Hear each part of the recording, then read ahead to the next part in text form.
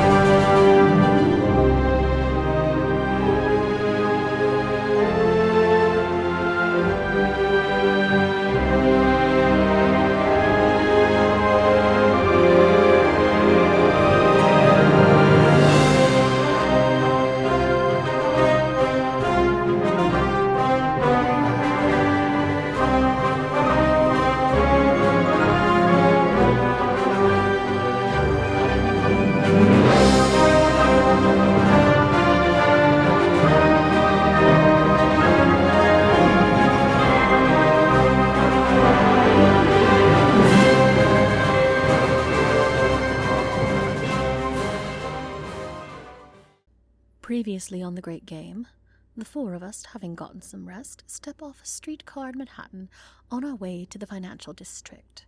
We split up and look around to see which buildings are likely to be playing host to the group we know have the Book of the Tyrant, following the raid on my apartment. During our explorations, I chatted up Raven about her and Echo's situationship. Unbeknownst to me, Sloan was doing the same with Echo. No, we didn't plan it, but these things just happen when you have such a connection. After narrowing down our options, we settled on one building in particular, a rental space primarily being used by the Equitable Life Insurance Company. We hatched a plan, and unfortunately realized we would need one more person to make sure that it went off smoothly. Snake Delaney. After going to the bar where he claimed to have his vampire ex-girlfriend? Doesn't matter. We made the arrangement. If we helped him, he would help us. Delaney went off for a shopping list of things he'd need, while we took the trunk with Sally inside to a set of tunnels connected to an opium den under the bar. Sloan was a little too comfortable there, now that I think about it. As I was saying, we unstaked Sally, and she believed us when we told her that we were vampires and their ghouls, which led her to telling us quite a lot about the Poxer, the vampires that killed Sloan's father, threat. We also convinced her not to kill Snake, more's the pity, and to give him a second chance. She agreed, and we gave her a bite to eat from one of the addicts in the den nearby. She went back to sleep while we went to meet up with Snake to pull off a heist. Well, they all went to pull off the heist. I parked myself at a lovely cafe with some of Sloan's lovely money and did some deep diving into my memories of Paris to... You know what, never mind, we don't need to talk about that. I'm not sure what exactly happened inside, and by the time I came out of my fugue, everyone, and I do mean everyone, was coming out of the building. My understanding is that not only do we have the book back, but we have a great deal of files on the Poxers and Doc Holliday. We chatted a bit about it on the way back to the safe house, and it sounded thrilling and flammable.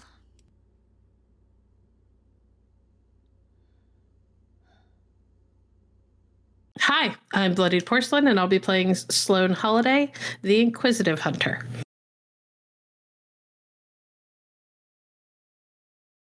Everybody introduce yourselves. I'm Clara, Allison, and I will be playing Aylin Crane, the Inquisitive. Oh my gosh. I am Freyja. I'll be playing Veretta Vale, aka Raven, the Marshal. Hi, I'm Termite, and I'll be playing Echo, the Underground. And I'm Overthinker. I'll be your game master for this evening. Everything is going exactly as planned. Welcome back, players. When last we left you. Yeah. Hold on. Holding. Rue, you can't Everyone hear us? hold on to something. Oh, that was weird. It was been on the whole time. All right, continue. Go ahead. Okay. I'm Overthinker, your game master. Everything's going as planned. When last we left you, you had successfully burgled the Equitable Life building and stolen documents from the third and second floor regarding the Poxers, and also recovered the Book of the Tyrant from the seventh floor. Which, good that it's not out there, but now it's with you. It's not really winning with this thing.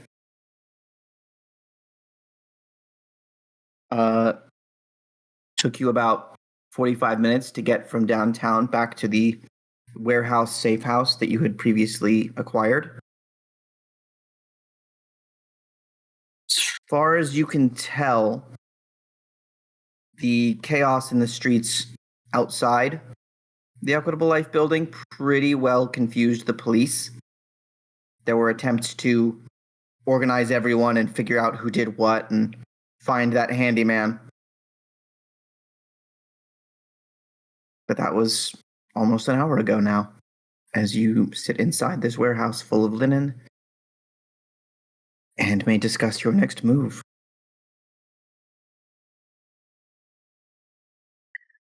Sloan is sitting on top of a crate and flipping through the files that we got,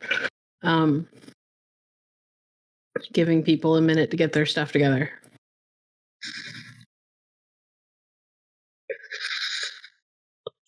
So you have two collections of information. Mm-hmm. The first, acquired by Raven upstairs, are more or less 6 documents referencing tracking Doc Holliday's movements. He's referred to as the Dentist, a hunter with a reputation for pulling kindred's fangs before killing them. An unnamed vampire claims the problem will solve itself, quoted saying, "Even the savage and vicious hunter cannot forego his own mother's deathbed. Let sentiment be his undoing."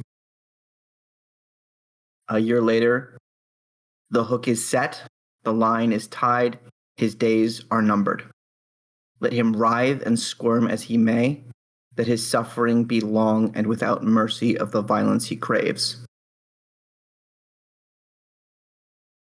Third, a few years later, he has fled east, seeking, as we directed, the warm and dry.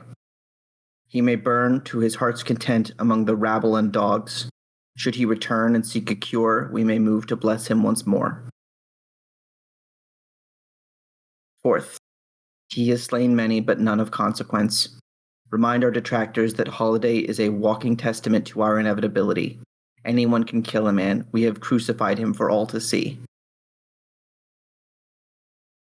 5. An opportunity has been seized.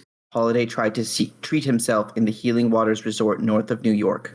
We have accelerated his condition, and he is none the wiser. 6. Holliday is dead. Our work is done with him. Let our efforts across the nation expand without his further interference.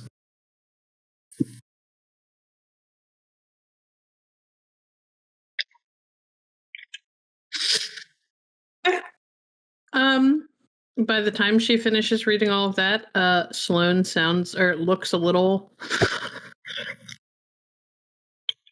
not a little. Sloan looks very serious. She's got a very focused and I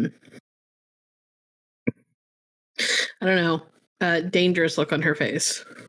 Not something I think even Aylin has seen before. Fair enough. Probably more in Raven's wheelhouse. Mm-hmm. Sloan, Yes, darling. a penny for your thoughts.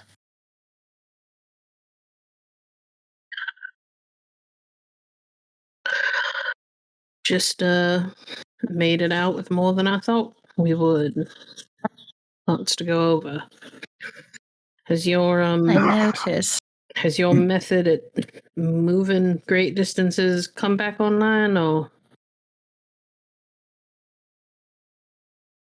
Now, above table, are you asking me to change the subject, or or do you actually want to know? Both.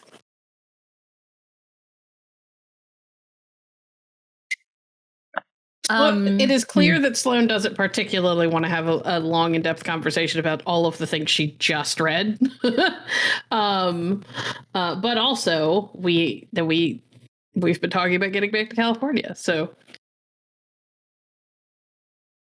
Well, we still have the scroll that we got from the princess. I would rather not check in on my other method right now. Well, the problem is scroll isn't going to work. Not for a little bit, at least. Did we manage to stop somewhere and get an almanac and figure out how far away from the full moon we are? 2 days. It's going to be at least 2 days before that comes online. And I don't entirely understand how we're supposed to make it work. Just that it only works during the full moon. I didn't check on Gordon when I popped in the last time, did I? Gordon has been fine for a couple of days. He got back the same time you teleported into New York. Apparently, however, the Fae moved you sort of reset him. Got it. I have the ability to move again, I think. I've never taken more than 2 people before.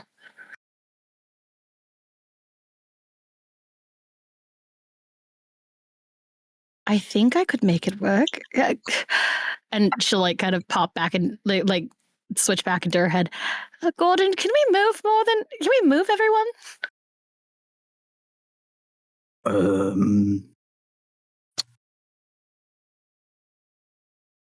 Well, the core of magic is that anything is possible. Could we do it without turning anyone into, say, a cloud of fine red mist? Anything is possible. Gordon. You're asking me if we can do it right now, you and I?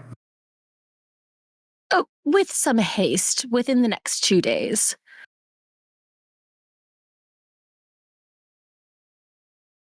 Probably safer to go one at a time. I could take everyone one at a time. And how long would you need between trips? Gordon? That depends on how well it goes. It's always risky. It is dependent on how well it goes each time. What I'm hearing is that, at least for now, we would probably be best getting a train. It would be safest, but actually I think the scroll might be the safest. The map. Right. No problem with that. None of us know how it works. Let me look at it. I will hand over the scroll. All right. Intelligence plus occult, please. I add your desperation. If I add my desperation, how fucked are we? You're fine as long as Depends you don't on how roll many a ones 1. you roll. Yeah. I roll so bad. Just do it. All right, I'm doing it.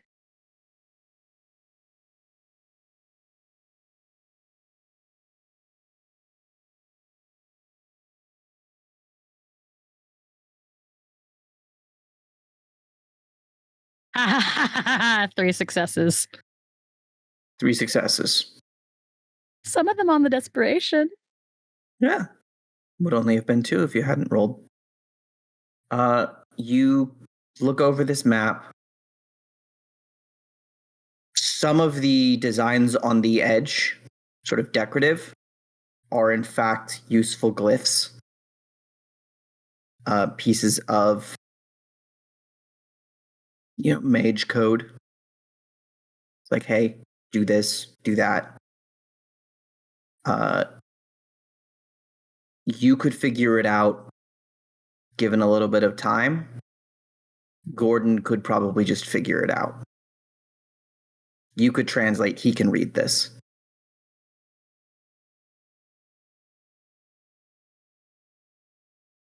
All right. Can I scoot over in my brain a little bit so Gordon can look? Yeah. He evaluates and informs you that does appear to need a temporal trigger, which you've already determined is the full moon. Looks like it's basically good from sundown to sunup during the full moon. Although more uses carry certain risks, as, more magic is just always a little bit risky. Yeah, other than that, has the Ouija board been invented at this point? I don't know, maybe. Basically, everybody who wants to travel puts their hands together and points to a spot. It was invented last year. Well, it was patented last year in game. Oh my god. Sick. But yeah, everyone clasps their dominant hands and puts their index finger on a point on the map. More people mean a larger area between the tips of those fingers. But in general, you should land within, 10, 20 miles of your destination.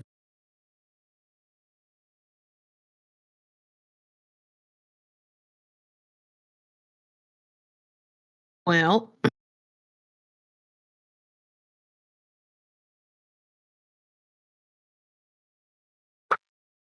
what did you find out? The map might be more the safest route. If we wanted to go all at once. If we all wanted to go all at once. I suppose I could take 2 and then the rest could use the map.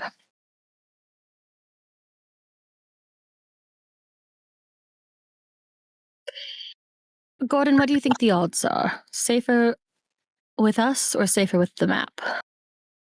Or should we just take the train?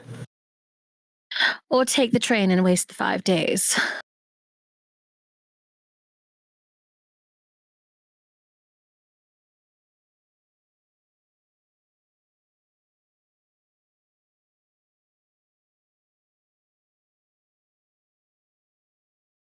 Well, he's not talking, so I assume that I've done something wrong again.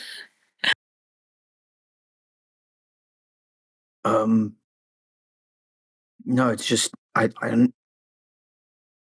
It's going to take me a little while to teach you all how to activate this without. He tells you personally, there's a certain amount of energy that should be channeled into phrases. It's magic. No, I understand. I suppose we could just take everyone one at a time. And if I'm feeling faint, then 2 of us can take the map.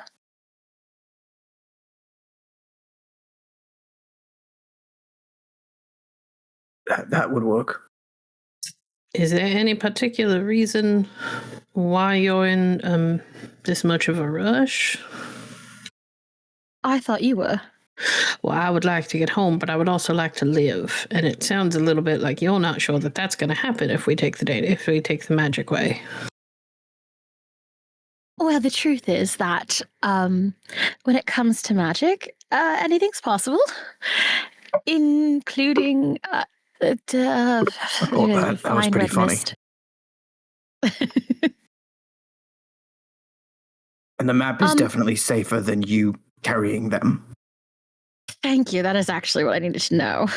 Yeah, the first or second time it should be completely safe. After that, let's just sort of, we call it rolling the dice. Considering the last time I transported anyone else, they were fighting me. They did explode. Right, yeah. I beg your pardon? Quite a sight. Well, I think at this point, Aylin is speaking out loud to Gordon and just wait, like so the rest of them can kind of hear her. Mm-hmm. And then she will tell the rest of the group. The last time, the last time I tried, it was contested. There was someone else with me, and they did not want to go where we were headed. But if everyone cooperates, then no one should explode. Yeah, probably. Probably. And she kind of looks at Echo when she says that.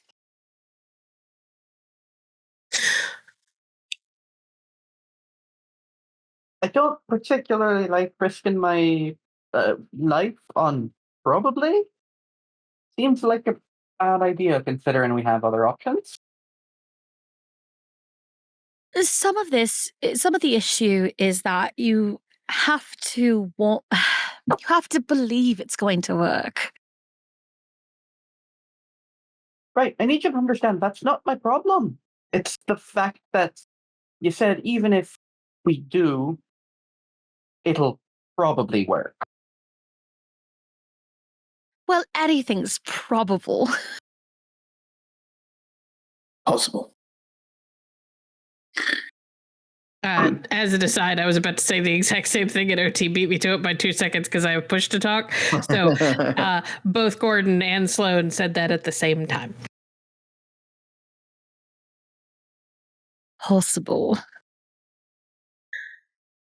All right. Well, do we have anything that is demanding of our attention on a time-sensitive basis, aside from me getting home? At some point, I would like to know if my friends are safe. Confirm they are safe. Well, is that something you could do on your own? Pop over and say hello? I am confident I could get probably to Italy and back in a timely fashion. Would you prefer to take at least one of us with you in case something happens? Well, then we're back to the issue with the map. No, not one should be fine. I'm suggesting taking one person who's a better fighter than you, just in case.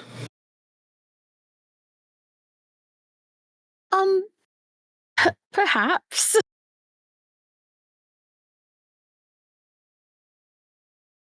Sloan just sort of like deadpan stares at Aylin. She's got that old expectant look on her face, like she knows that you're not saying everything that you should be, so she's just waiting. I suppose I could take someone with me. Aylin's doing furious math right now. And she's too gay for this. Too gay for math. She is not one of the math gays. I'm not a math gay. I'm not a math gay. All right. Well, I suppose we can assume Echo does not want to be on the list of potentials. She's looking at Echo. The last time we were left alone together, things didn't go particularly well for either of us, so probably not. I can't put more ghosts in my blood. We are going to have a conversation about that. Factually inaccurate. Shut up, I- Gordon. Don't like that you said that. All right. Well, why don't I go with you? We go check on your friends, tell them where they can come to meet us if they need a safer place closer to home to stay. Oh, Raven could come with me, yes? Couldn't you, Raven? I could, but I'm hoping to actually up our arsenal, so to speak. Drew and Nera have been making some contacts for me. Aylin is giving you, like, the biggest, like, help me, like, eyes. So, you and I pop over to, where'd you say it was? Italy?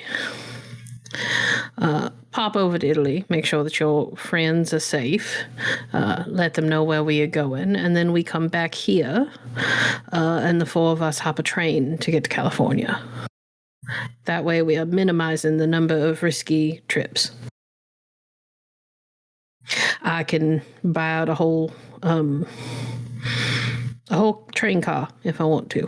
I can leave money with Raven and Echo to make sure that all the arrangements are made.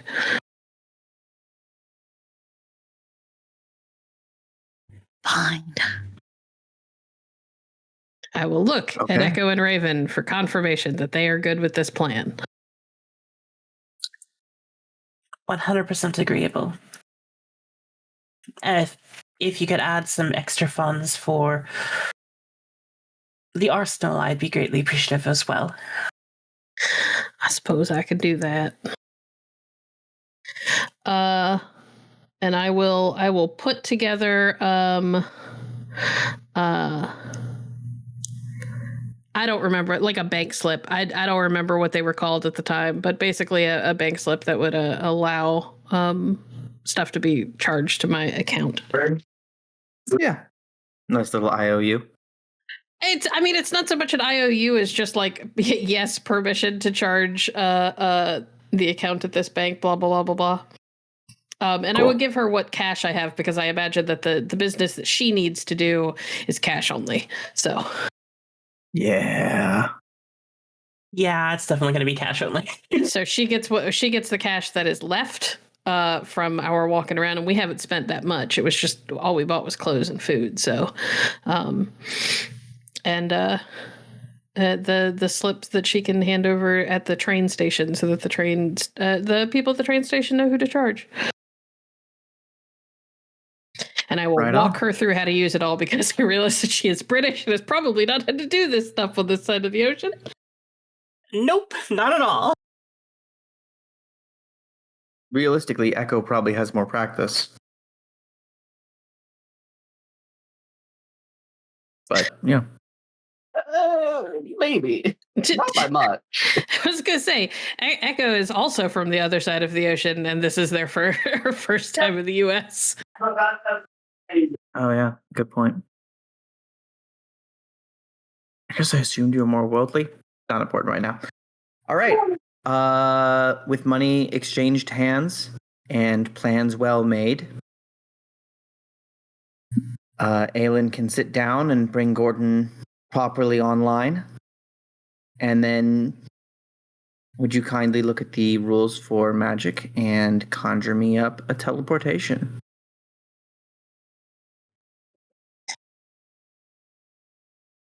I'm taking the 10 minutes to summon.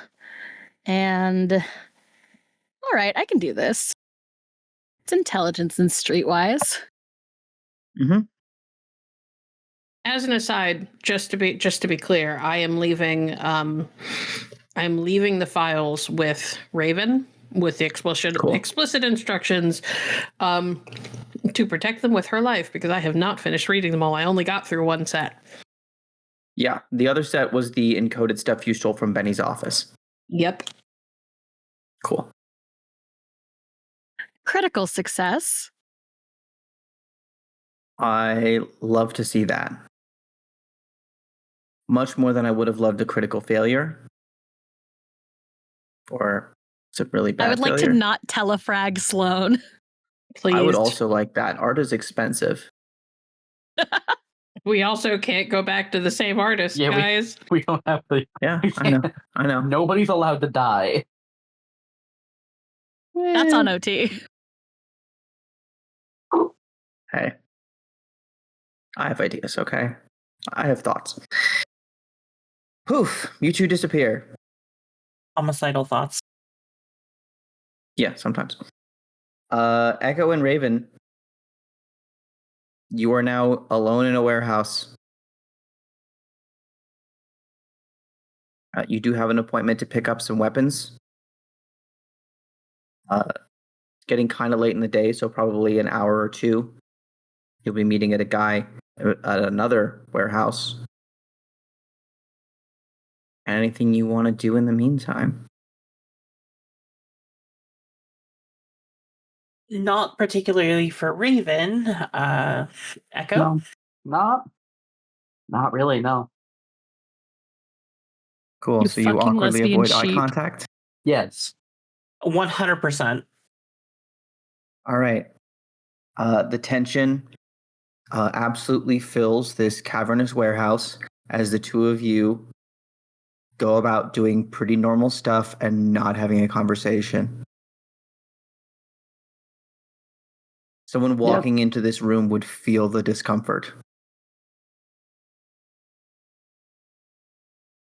And all is as it should be. Yeah.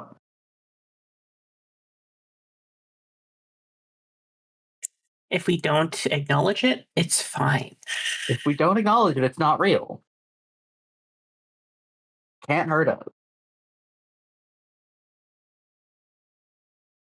Yeah, exactly. A little while later, there's a knock on the door.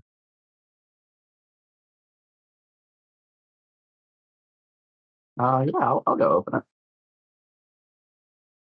Drusilla just gives you like a head nod, like, come on. Right. Think it's time for us to go. Let's be on our way. Right.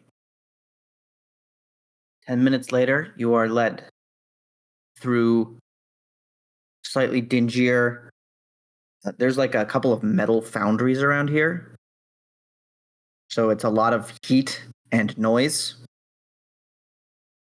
A lot of people running around just covered in soot and like coal and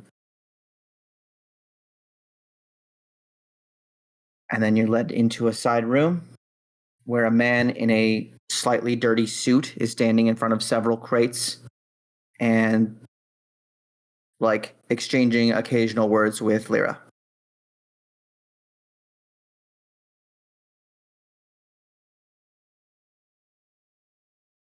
Right, and you are the buyers.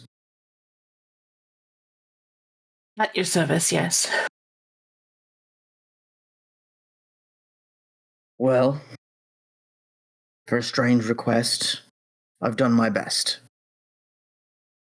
Freyja, would you like to tell us what you are buying?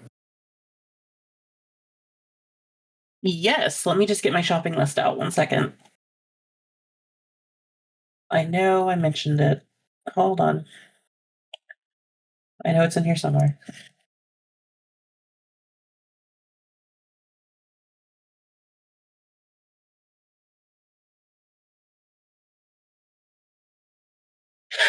A couple of smoke grenades, silver bullets, incendiary rounds, silver edged or blessed blades, and potentially a crossbow with either silvered or blessed bolts as well, and body armor. Please, body armor. I don't think there was anything else that we needed off the top of my head and above table. Yeah. That all sounds correct. Now, we're gonna do a roll about it because I believe this is still the quality you roll for. I believe so, but I'm not sure of the exact. What perk are for we looking at? exotics. Arsenal. 1 moment. I have the book open.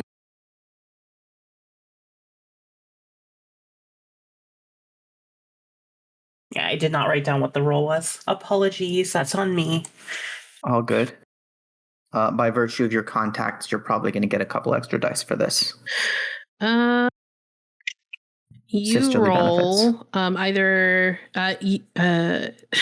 well, you're relying on contact, so you're supposed to roll manipulation plus streetwise. Difficulty 4. Oh. Intelligence craft is the other option, unless OT thinks that there is a different edge pool that you should be using. In this case, I think we were going to use the streetwise of your sister and Drusilla. Okay. So I'm going to have you roll. I'm trying to remember what their streetwise was. I'm going to have you roll 6, and you can add your desperation if you so desire. I don't think we need desperation. Up to you. We are hurting for gear. Yeah, this is partial order or full order, depending on your result.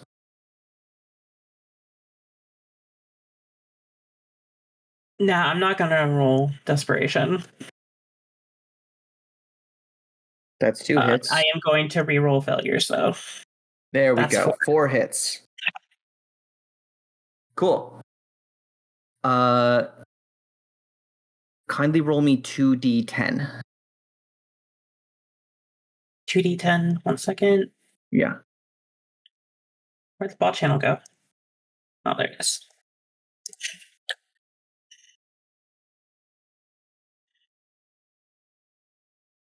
$14. Cool. A 9 and a 5 specifically. The ammunition you have requested is strange and difficult to come by. So you get 90 rounds of incendiary and 50 rounds of silver.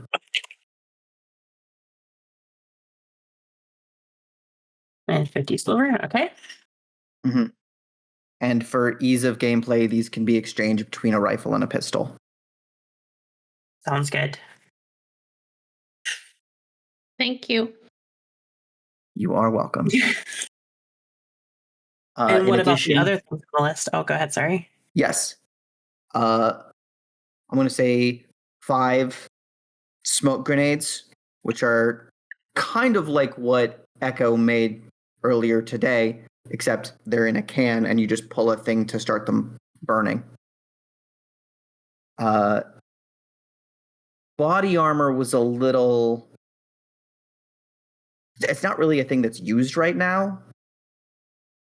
So you've got a couple of options, one of which is just like a couple layers of heavy leather, and the other is, and he gives kind of a confused look, but he's like, this is what we got. It is a full-on medieval breastplate. Probably stolen from like museum surplus or something. I'd go with the leather. Cool. Mechanically, the leather is +1 armor and the breastplate is +2. Yeah, but the breastplate's going to stick out like a sore thumb. Yeah. Yeah, no way to wear that. The amount of layers you would wear over that to conceal that you were wearing that would sort of defeat the purpose of trying to conceal it. Yeah.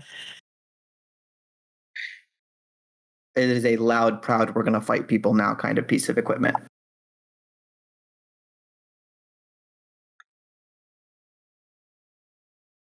Take it or leave it. I will take the heavy armor, the leather armor. Just the leather or the leather and the metal? You know, I'll take both just in case. Okay. You never know. Whole lot tossed onto the truck for you. Not tossed. What about tossed. the blades and the crossbow? He wasn't clear on what a blessed blade would look like, but he did get you a couple, like, vials of supposedly blessed water, and is like, if you can figure out how to bless a blade, go for it. Fair enough. The crossbow you do have, it's basic. Technology hasn't really bothered to advance the crossbow with the popularity of firearms. You're not going to have like medieval enthusiasts for 100 years. That's fair. How many bolts do we get? A dozen. Sounds good.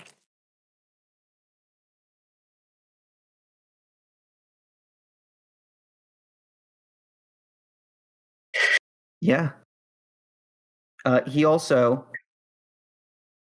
as a courtesy, because he's looking over this strange armory, he'll show you a couple of additional things that he just sort of offers to his customers, which is any number of like small to medium revolvers. And given the amount of stuff that you're buying, you're clearly up to something. So if you want some dynamite, he's got a few sticks of that too. I mean, we could use some extra revolvers, why not? And some dynamite too. And Echo, if you have anything you would request out of this, I assume you're present. Yeah, I think she's good. She's just making sure that everything that she's kind of looking over things, making sure it's not going to fall apart the moment we try and use it. Give me an investigation. What's an investigation?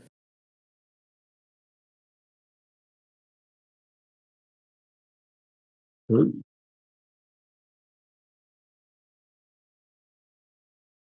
Sure. 5? 5 successes on 3 dice? Sweet. That crossbow is garbage. It's for sure, like, you might get a couple of shots out of it, but it definitely looks like it was cobbled together. Maybe today.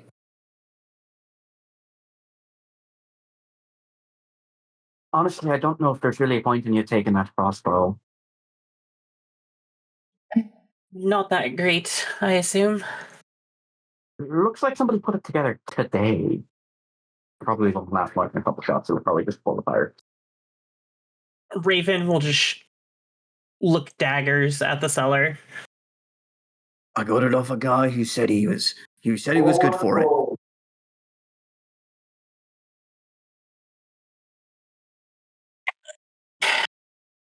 We won't take the crossbow. Instead, we'll take the dynamite as well as the revolvers. All right. Having burned through, I'm going to say, most of the money that Sloan left with you guys. Freyja, do you want to keep track of this whole inventory? I was putting that in my possessions right now. Sweet. Includes 6 revolvers and 5 sticks of dynamite. And Revolvers 5 sticks are of dynamite? 5 sticks of dynamite. Okay. Revolvers are a +2 damage. Okay. Sweet. How many vials of blessed water, by the way? 3. Okay. All right, it's all in there. All right. They're thrown on the back of a wagon. Tarp goes over the top of them. He's like, do you want anyone else to escort you? No, we've got it from here. Pleasure doing business with you. If you come across anything unique, let us know. He gives a nod. There's like, you've got my number. Yeah. All right. And y'all are armed to the teeth now.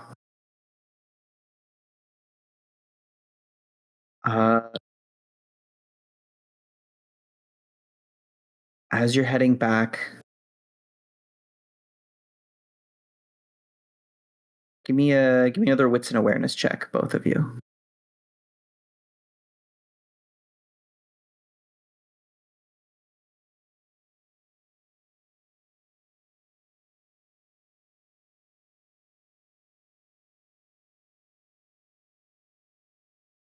That's a 2 and 2.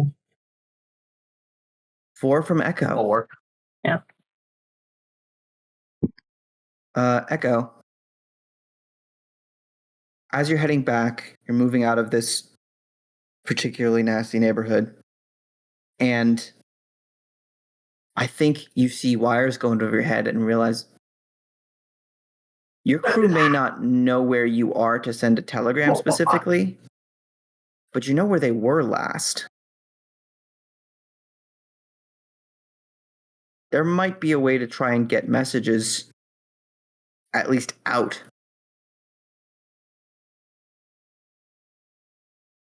Probably not to China, but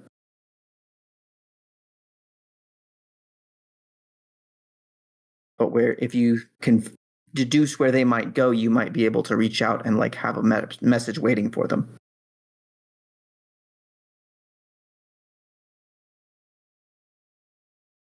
Yeah. Raven, do you mind if we try and send a telegram? I know I've talked about how my crew were on the ship with Eleanor. I'd like to be able to get in contact with them. Just have to figure out where.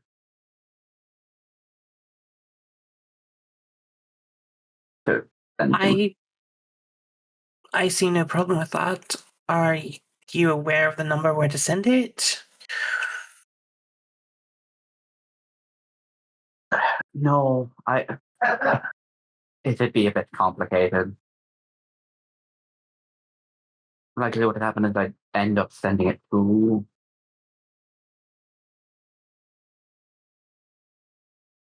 I walk and figure it out.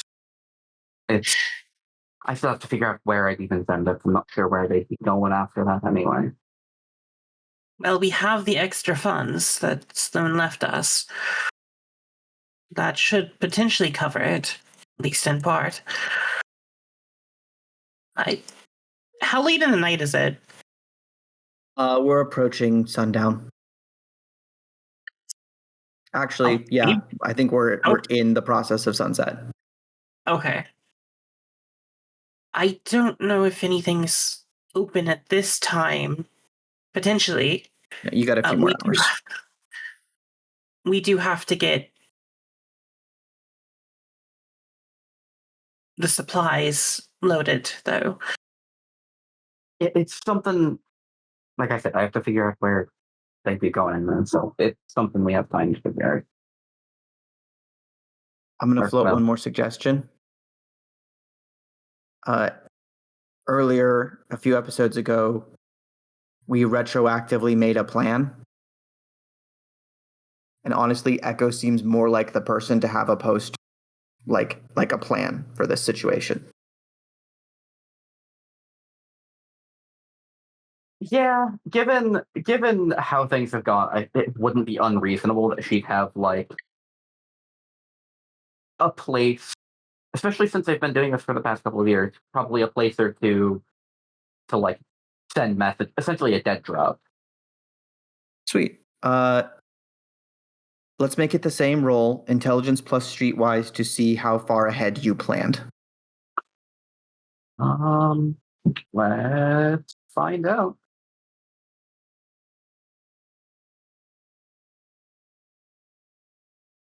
4 successes. 4 successes.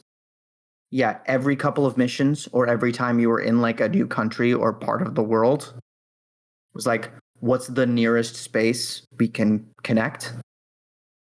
Ooh, you could also put your desperation on that, but up to you. I'm good. Yeah. I think probably before you went after that hag, you're like, hey, if we get separated, how long would you have had them stay at a particular place waiting for your word? Probably a week. A week, maybe 2. We'll go a week. Okay. Then yeah, you're coming up on, I think this is probably day 5 or 6.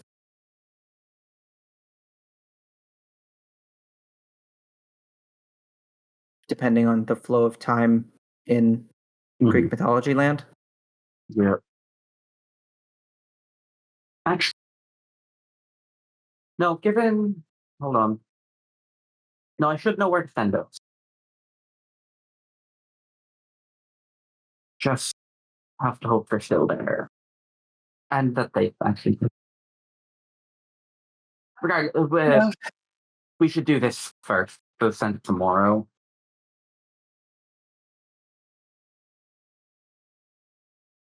All right. If we're Depending on quick, we how long might be able to do it tonight. Yes, but we need to get all of this loaded first. I'd rather not have people start asking questions. The Then stuff let's- is loaded in the cart. You guys are like heading down the street when you notice the infrastructure of a telecom. Also, we're already here. Well, I mean, it's You're on not your way back to your hideout. but we could see the telecom location, right? Telegraph office is, well, based on these wires, it's definitely that way. Let's deliver everything to the base. It shouldn't be that much longer, and then we can run back out and have you deliver the message. Yeah, that sounds good. Cool. You put everything back, skip out into the town. I don't know if you literally skip, but that's what I'm going to imagine now. What sort of message would you want to send?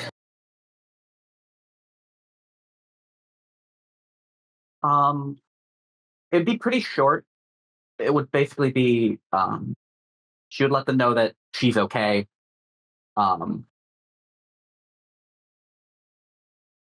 Probably where she's going next. So, Which is...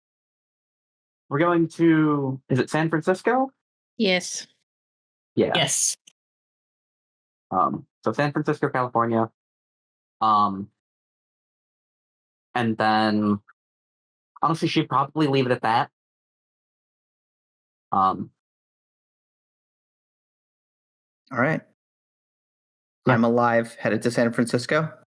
Yep.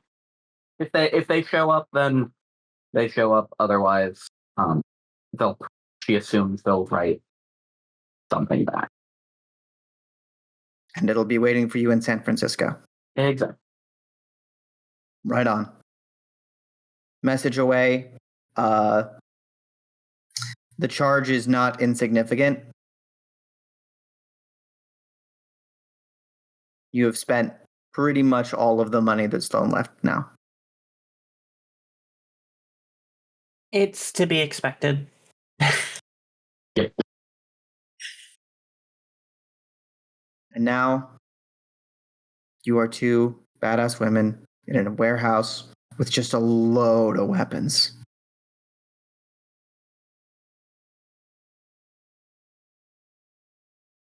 Anything else before we Girls leave gotta you? go shopping.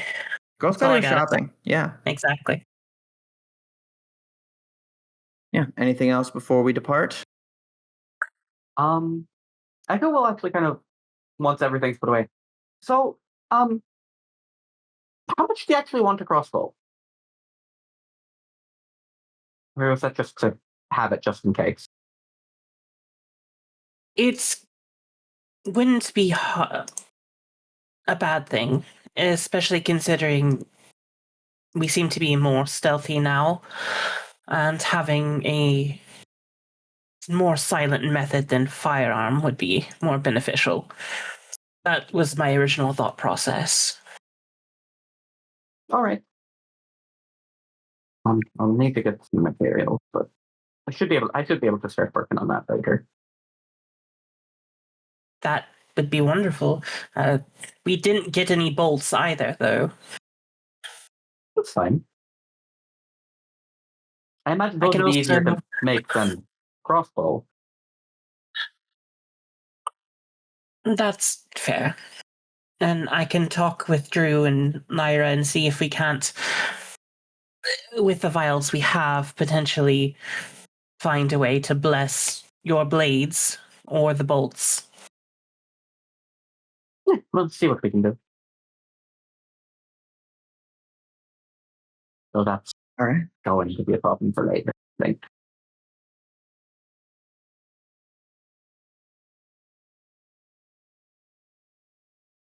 Drew and Lyra are watching the two of you have an actual conversation with little tears of happiness in their anime eyes. Echo, go ahead and make me a crafting roll. Gladly.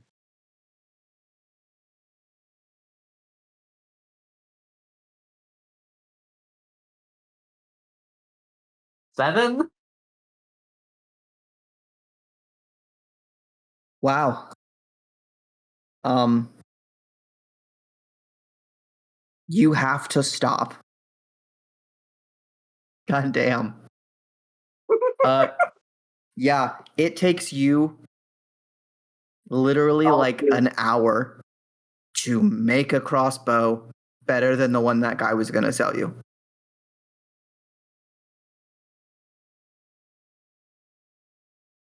Like, you've got this together, you've got the design, you've got the parts, you're like, I can assemble this, I can put more time into it, maybe I'll carve something into the side. But it is a functional weapon that can put a piece of metal and wood easily through like the hard treated wood of this building, like several inches in.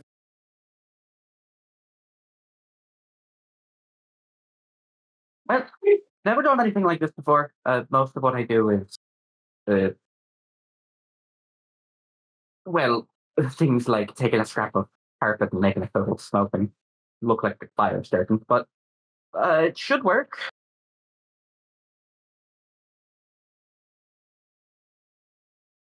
She'll take it out of Echo's hands, and I'm assuming I was handed a bolt as well. Yeah. 7 hits, yeah, for sure. She's going to fire a bolt to see how it fires. Go ahead and roll composure plus firearms. Wait, I think this is actually athletics. Is that longbows? Actual bows are athletic. Crossbows are firearms. Cool. Okay, so is it composure and firearms, or? Yes, please. Okay, composure and firearms. 9 successes. If there's anything that you wanted to hit, is gone now. She aims at the wall, fires, and it goes through the wall. Cool. Might need to patch that, but this will do very nicely. And she'll look over at Echo with a slight smile and thank you. It's the least I can do. Got things I can do well, might as well do it. You can do several things very well, actually. This is just one of your many, many talents.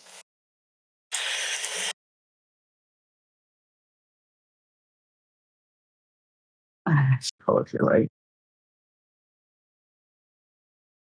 Awesome. All right. Meanwhile, across the sea,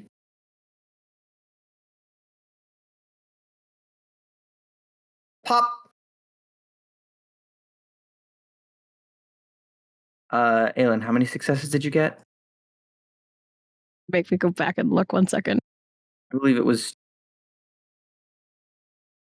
2? Critical success, but 4 3? successes. 4. Excellent.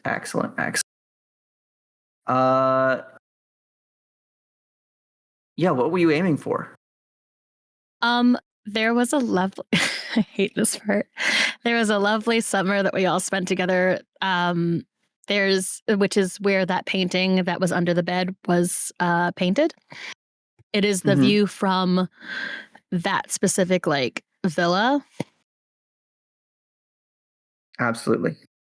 And so if you're, I guess she's aiming for that view. So like where you would be standing if you saw it. Cool. 4 successes is good. 5 successes would be great. So you're like maybe you're looking at the villa from the same direction, but the picture is maybe, 300 feet, and you're more like 3,000. I could do that.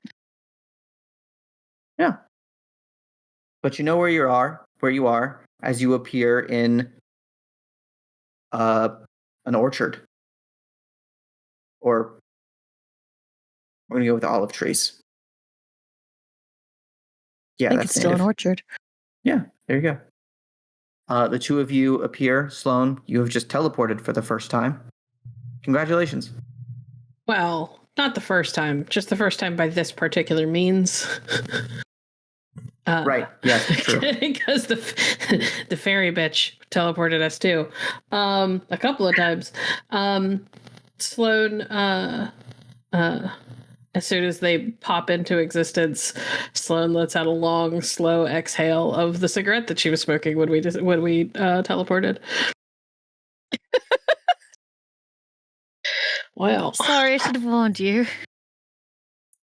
she shrugs a little bit. There's no warning something about that. Sorry. So which way? Aylin looks around and kind of sees the direction of the house and starts walking. I assume it's like nice weather. Go ahead and give me a roll of a d10, please. We'll let the dice decide. A 1. It is pouring rain. And my cigarette goes out. Absolutely pouring. Y'all were drenched before you registered the environment. Let's get moving. There should be clothes in the house. Sloan, So we start trudging into the house. Sloan, who is wearing like more like women's clothes, it looks miserable. They're like tromping through the mud. Yep, in skirts and petticoats and all that stuff that's now getting sodden and heavy. Great. Yep. This quickly becomes a workout as you are hauling heavy cloth up a hill.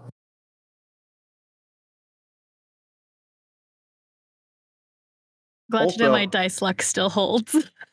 If I've got my time zones right, it's like 2 a.m. Oh boy. Fantastic. Yeah, because it's sunset in New York, so it's the middle of the night here. Yeah, so Aylin will get to the house and do I have a key? I can't imagine why you would. Pitch me on why you would have a key. It's our summer home. It was your summer home for a summer. Was it That's intended valid, to okay. be your continued summer home?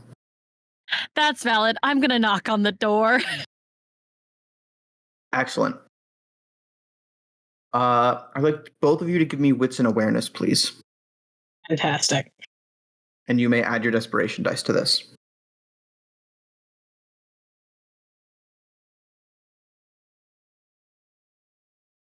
I'm scared. I don't want to.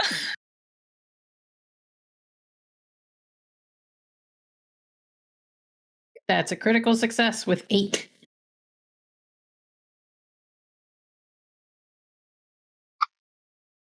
That is a success of 3. Cool. So Sloan, you see it in time. Jump up the staircase and knock Aylin to the side. As her hand reaches forward, there's a dull glow and a bolt of light just pops out of the door. Yeah, I tackle Aylin. Yep. God damn it, Harry. I'm very tempted to shoot that man. So now you are I would soaking let wet you. front porch of this villa. Did the light make a sound at least? No. Am I aware enough of the house's like layout to go find the room where I know they would be sleeping from the outside? Maybe, but we are right in the moment. Because the porch is starting to glow. What the fuck? I am scrambling off the God. fucking porch and trying to pull Aylin with me. Yeah, Cool. let's get Make off a the strength porch. and athletics check. There is no point. I have I'm one going dot. with her. Yeah, okay. Both of you make me strength and athletics. Strength just to move quickly, really? Okay. I'm You're rerolling hauling failures. petticoats over a banister, soaking wet. Hold on, I'm Cool. rerolling One my failures. success. Wait, I rolled You 0 did successes reroll both times. Yeah. That's I 3 hate it dice, here. all turned up under 5. All 3 dice you rolled also turned up under 5. I can't believe this is how I die. Me neither, honestly. I had so many plans.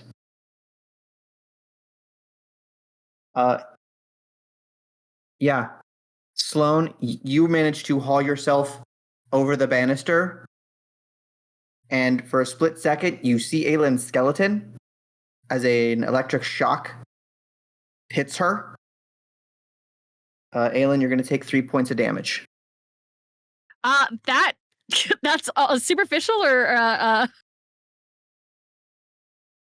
You're at full health, right? no. Why not? You got a full night's sleep. Oh yeah, I forgot we Several. do. Yeah, okay, fine. I'll take it. What are you guys doing out here? That fucking sucks. Then you get over the banister. I'm just gonna lay in the grass for a while.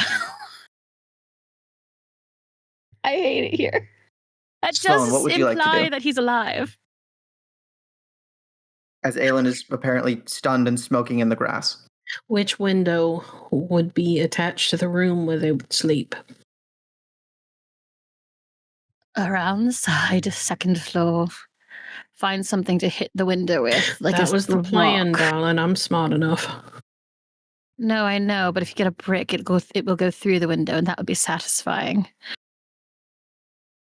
I am going to head for the side of the building, looking for small things that I can toss up at the window to try and wake them up. No shortage of rocks. I am not going to pick up one that is crazy, crazy large, just large enough to make a sound when it hits. Cool. As you begin to move around the side, I'd like both of you to roll me wits and dex. God damn. Jesus Christ, Harry. I'm not moving from the lawn. Cool, so you fail the roll. Oh, come on. Okay, fine. 4 successes. Cool. You reach down to pick up the rocks, which is good because it means you're looking at your feet and jump up on some rocks as the grass attempts to grab you by the legs. 2. I'm just good. 2 successes. I just live here now. Yep. You are restrained at all points. This Okay. might as well happen. I would like to pick up a large rock and throw it at the window because I'm officially pissed. Cool. Dex and Break athletics to hit the window. Shoot the window, actually. That's my next plan if this fails. I think by the time the plants have started to hit, I'm gonna yell for Harry. 1. One success is not great. You do hit the side of the house. Yeah, Shoot I'm just the window. I'm just pulling out one of the guns and I'm shooting the window. Okay, Aylin, I'm are you aiming yelling? like up and high at one of the corners so that I make sure that I don't hit anybody inside, but Yeah, truly in one of those like moments where I hope Harry knows Aylin well enough at this point to be like, that can't be an imposter. She's being too much of a bitch. Aylin has started screaming from the lawn in a way that can only be described as like when two people break up really messy. levels of like insult and let me back in the house, you fucking asshole.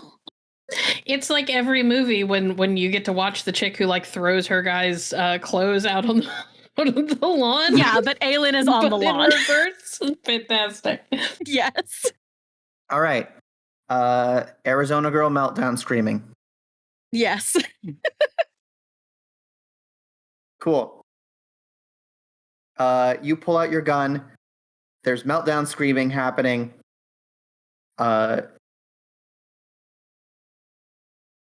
Riders are going to take a shot. A hand grabs yours, Sloan. And there's a man standing next to you you do not recognize. He's much taller than you. And hard to tell in the pitch black and rain. Yeah, I think that's what you get. He's much taller than you. Then the other hand comes out, gun in it, and it is leveled at him. I will not pull the trigger because Aylin did say that there were two of them, but I am not taking chances.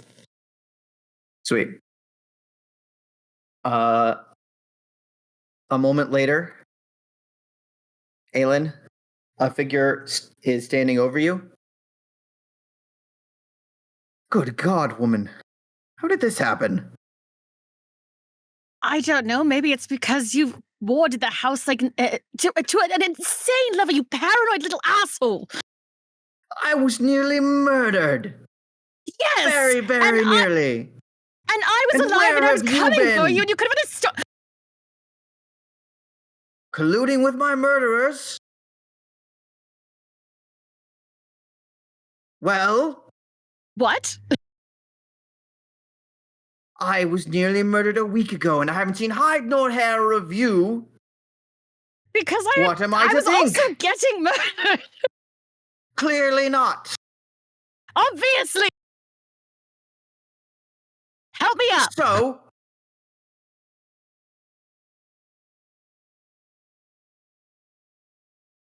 He snaps his fingers, and the vines release you. While that is happening, can we say that there's like a split? There's a moment where Sloan and this guy are like staring at each other in the dark, and she's got a gun on him, and he's holding her other arm, and then she finally goes. There is a clash of lightning, and you get a clear view of this guy's face.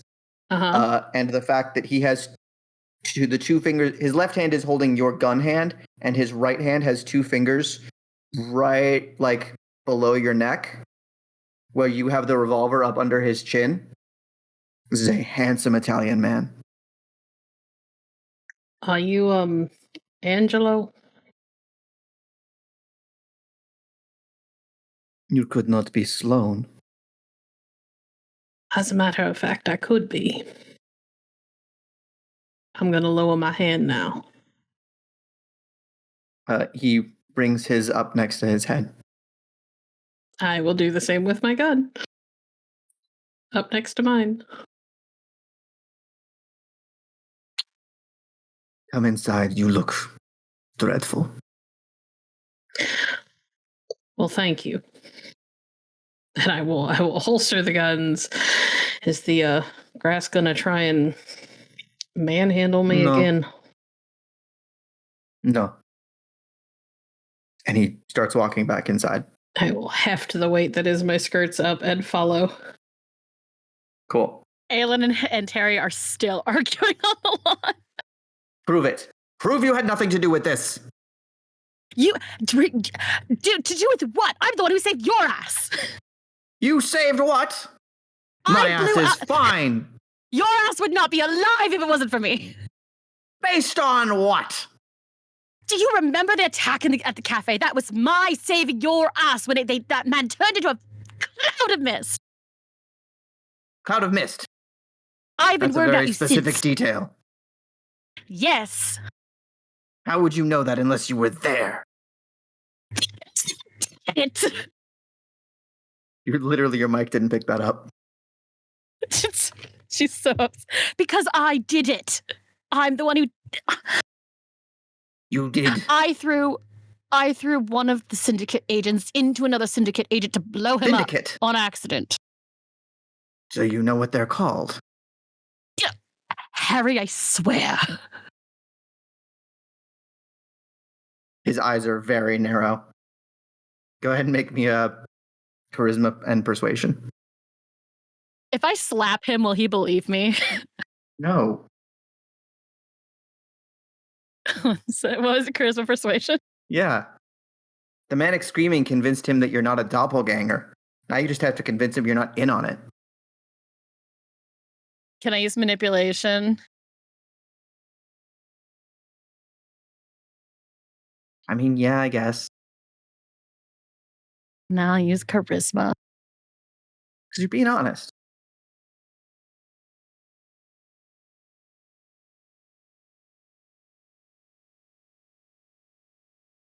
Jesus Christ, 2 successes. This is what I get for being honest.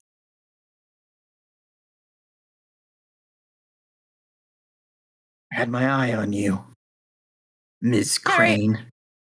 I've had the worst week. Can we please have this argument inside? At this point, Sloan and Angelo walk up. There's just enough light coming from an inside window to illuminate the 4 of you. Well, hello, Harry. How's the cheating going? Hello, Sloan. Robbed my idiot brother recently. Now, Harry, that's an ugly thing to say. I have never once robbed him. He shows up willingly on his own, and there have been a few times I've saved his life. Willingness is a complicated thing when one is addicted to gambling. Well, given your proclivities, and she will gesture vaguely around them at all of the all of the stuff that was recently very obviously magical. I find it hard to believe that there weren't options to help him. Aylin, What? your ex-girlfriend has a point. I usually do. You'd And know Angelo- that if you Please weren't go so busy stealing all inside. my winnings. Angelo puts a hand on Houdini's shoulder and says, I'm taking them inside. Calm down. And then helps Aylin to her feet. Thank you. And Aylin, will hold on to Angelo the way you do, a partner as, you're being escorted. Sloan will actually go over and extend a hand to Harry. She does not look displeased to see him, despite the exchange that just happened. He's clearly mulling stuff over in his head a bunch, but he shakes it and gives you a welcoming nod. Just come on in. I will follow Angelo and Aylin inside. Eyes glancing between the 3 of them, because I'm not stupid. Yep.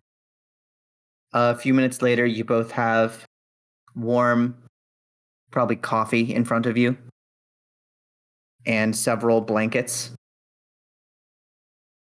You could easily discard your clothes. You're both offered a place to change, but it's clearly more Sloan might want privacy. I'm not going to make you roll on an insight check. They're everybody here is pretty comfortable with Aylin disrobing. Well, I am definitely going to the place that gives me privacy to change. Thank you very much. For sure. Aylin is too tired to pretend. All right.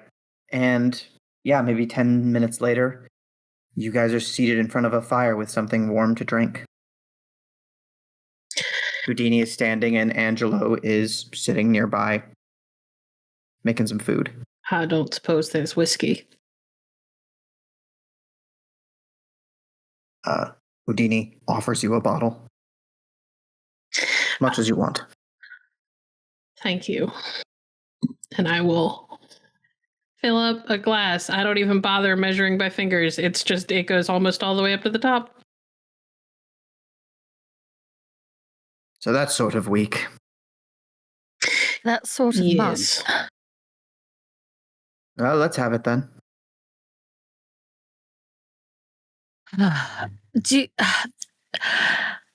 You're aware of what day it is, right?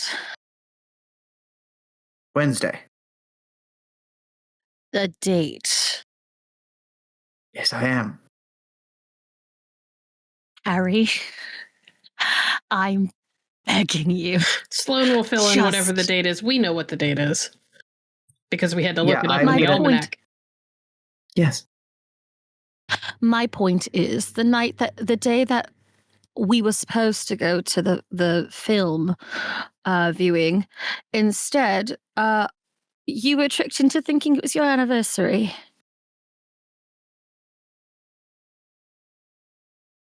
He looks over at Angelo, and Angelo looks up at him and says, "We met in the summer." Really? The whole week and you hadn't figured that out?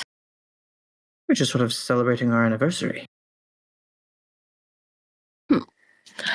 All right. Well, during that time, I went to the showing without you, ran into some awful gentlemen, was attacked, essentially, found out that they were coordinating an attack on you, teleported one of them, well, on my way to you, but ended up throwing one of them into one of the men attacking you, and then dropped into the sea somewhere in the Pacific. How did you end up Then in we the were Pacific? kidnapped by a fairy princess. How did you end up in the Pacific? Seems like a pretty straight shot from the across the Atlantic to get here. What a great question. That's bizarre.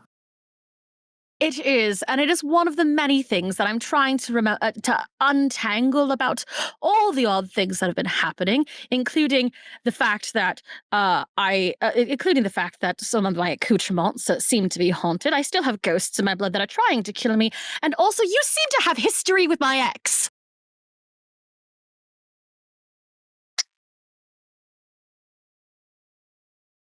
Yes. Sloan quietly and with a completely straight face takes a long drink of whiskey.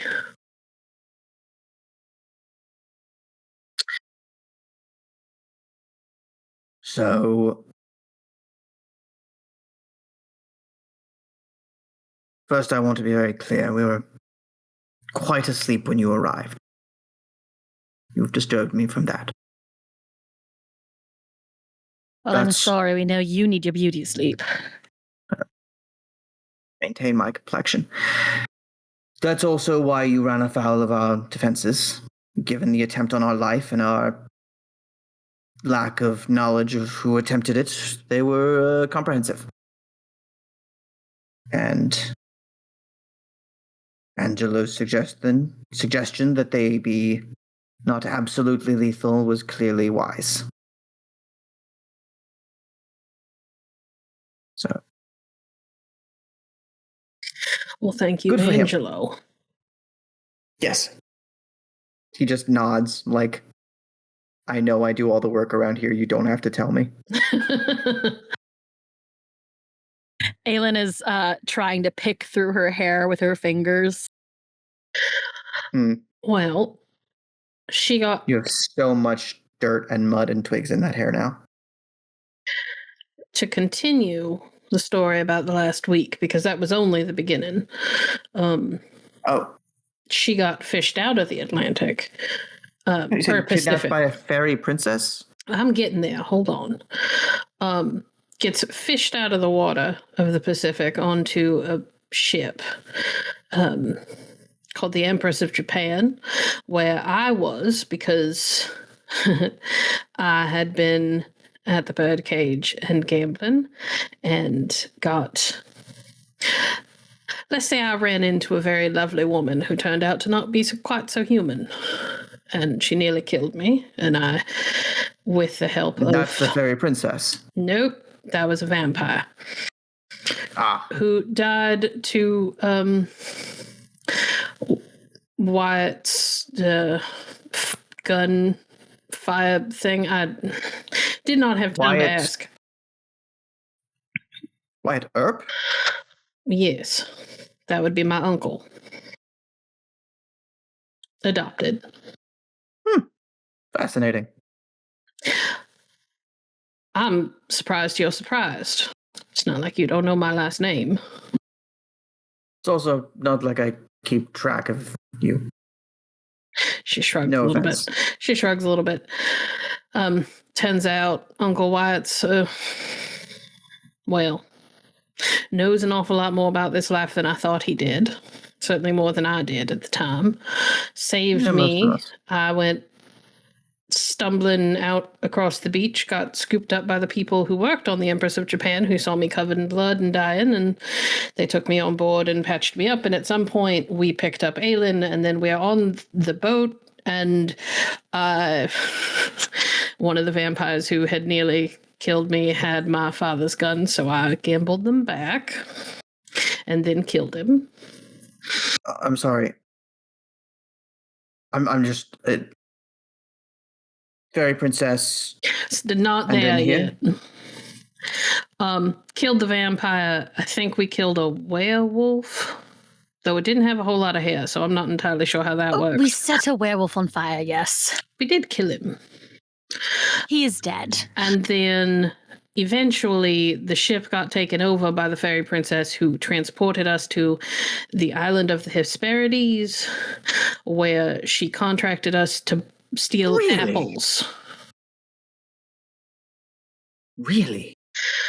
Really. Well, that's just delightful.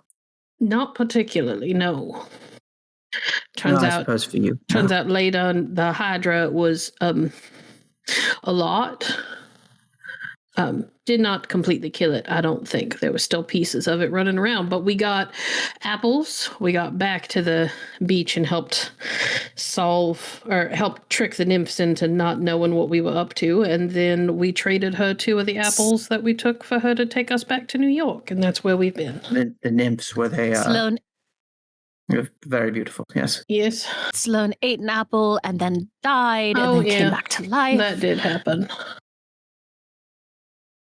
Well, I suppose you do have something in common now. I was in better shape when I came back to life, so that was fun. I never died. I got to see my father. Yes, for proximity. In the underworld, I suppose. Your father, or Doc. My adoptive The father. one who matters. That makes more sense. She nods at Aylin when she says the one who matters. Excellent. And well, it does sound like you've had an interesting adventure. We checked on your apartment, found that it had been sacked, and that somebody had the tyrant book thing.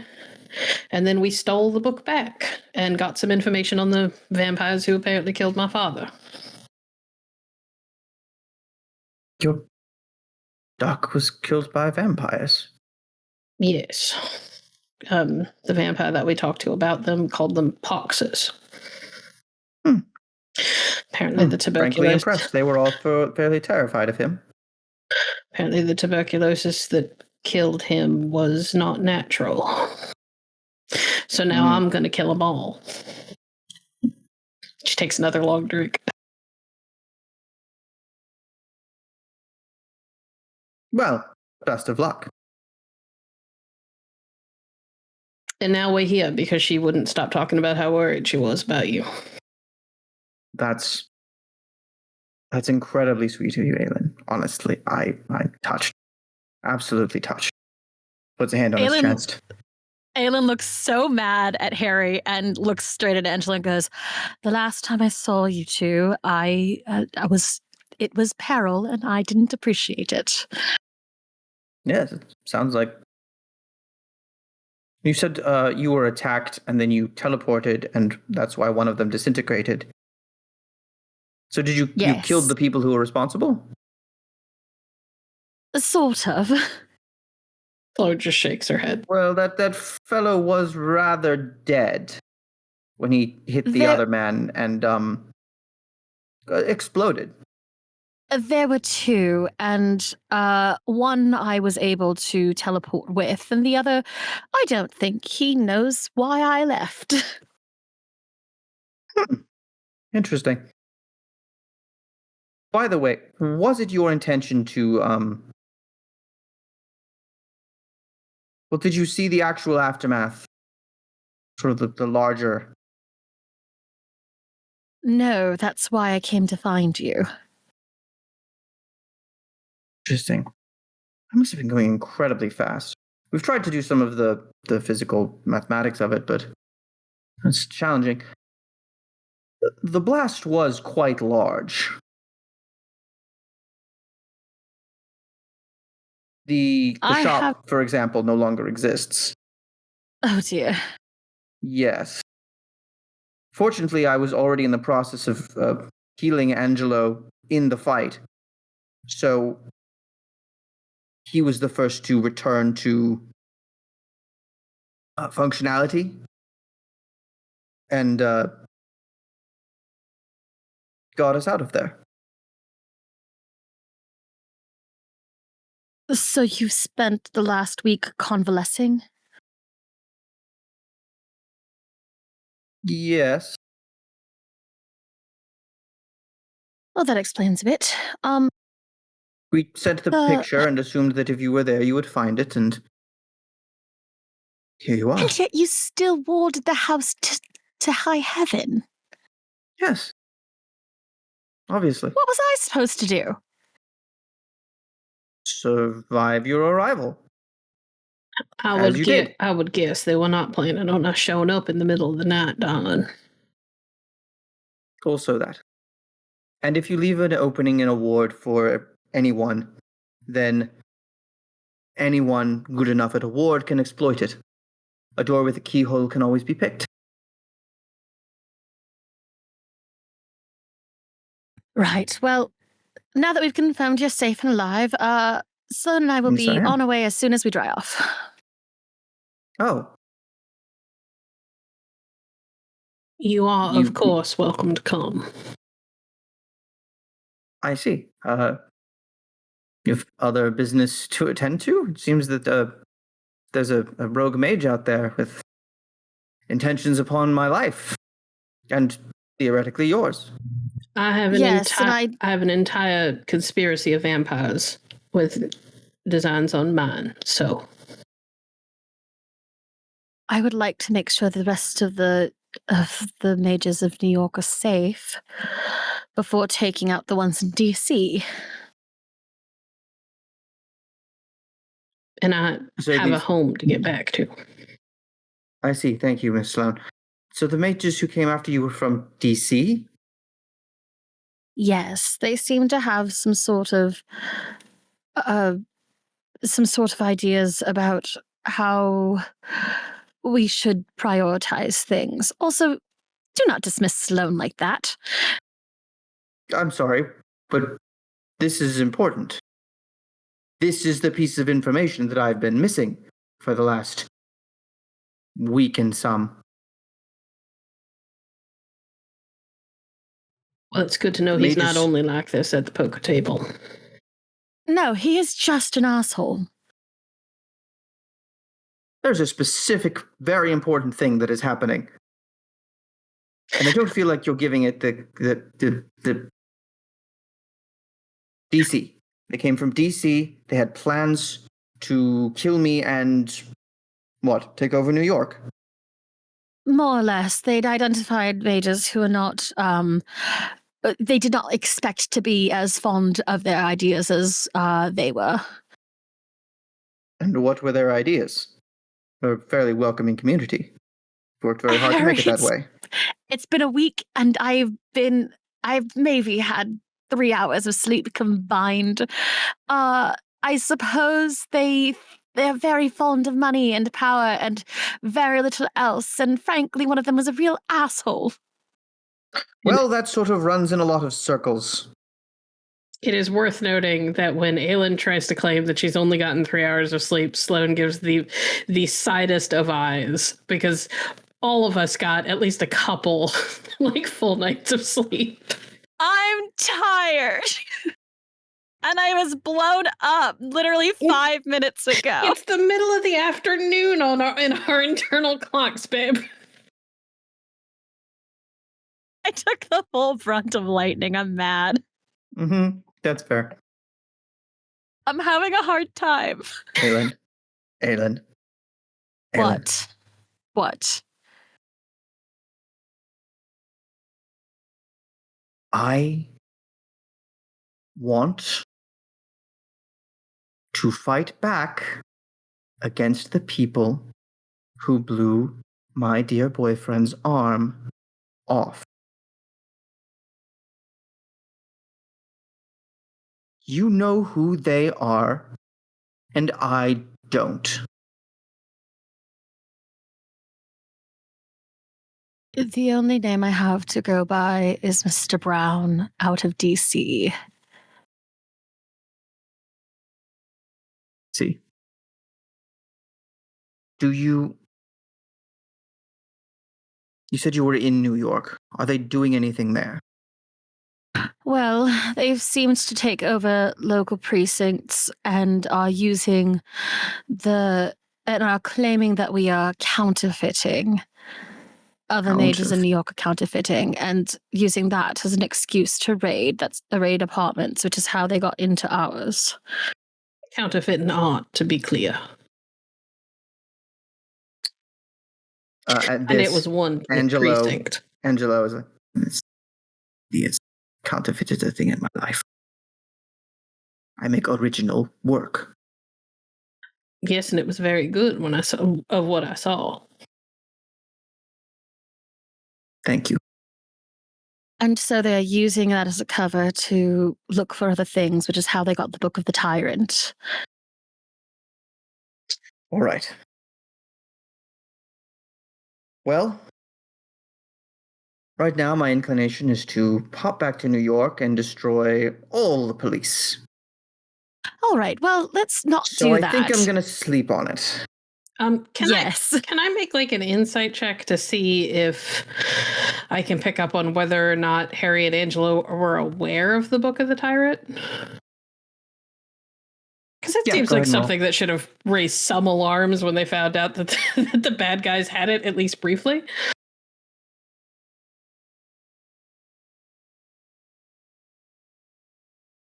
What's an insight? Okay.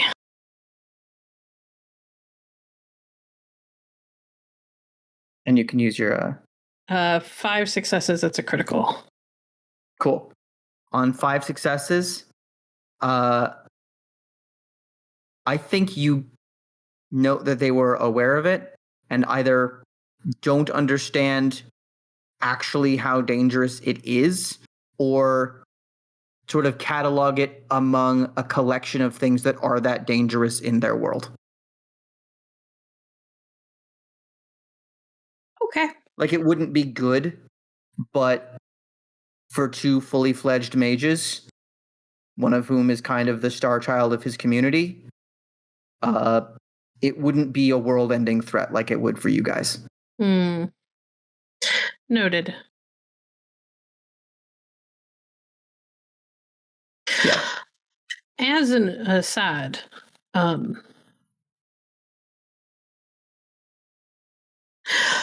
lot of things about how previous encounters now make sense. I was always sure you were cheating. I couldn't put together how.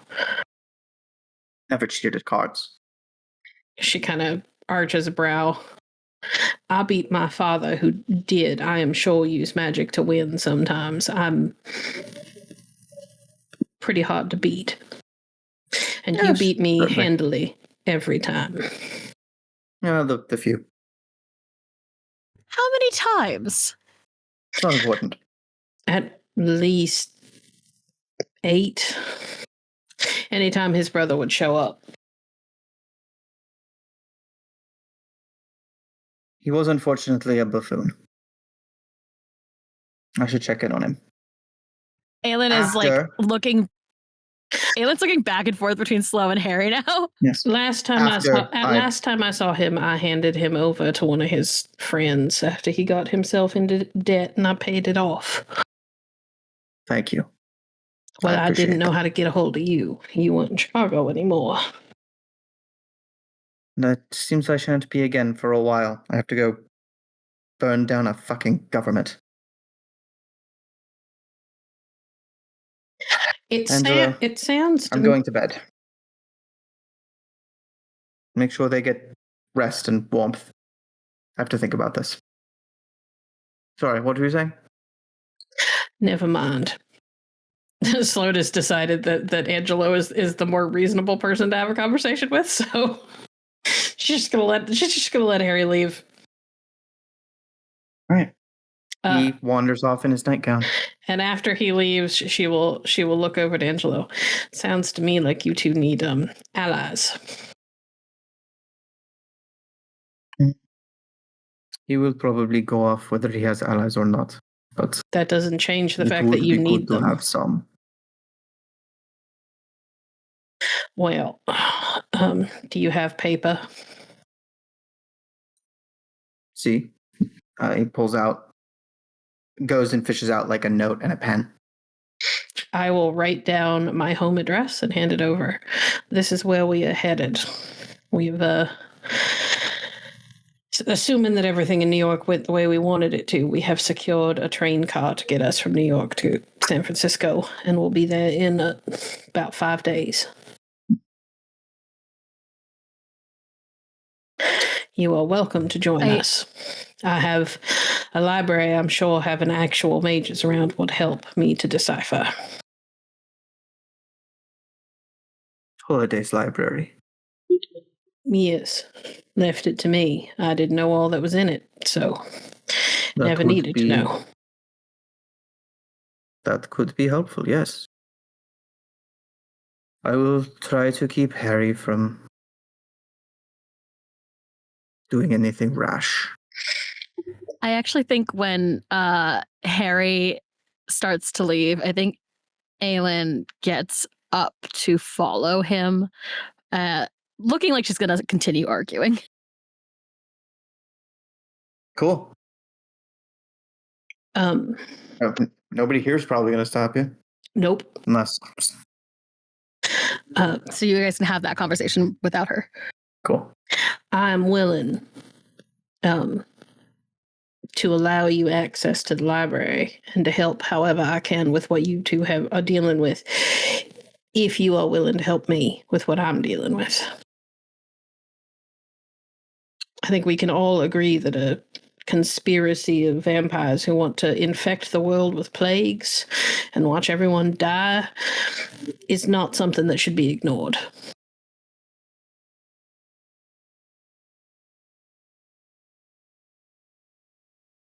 Not even by you. I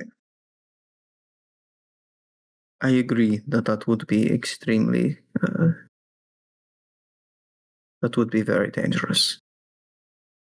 And I will keep your offer in mind. Certainly I would, but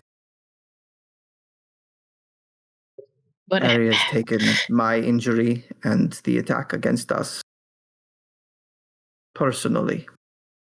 He's not like her that way. They are much alike. And as you well know, cooler heads do not always prevail. Well, let me know if I can help stop him from doing something stupid. She and I ought to get back. I imagine the train's going to leave tomorrow.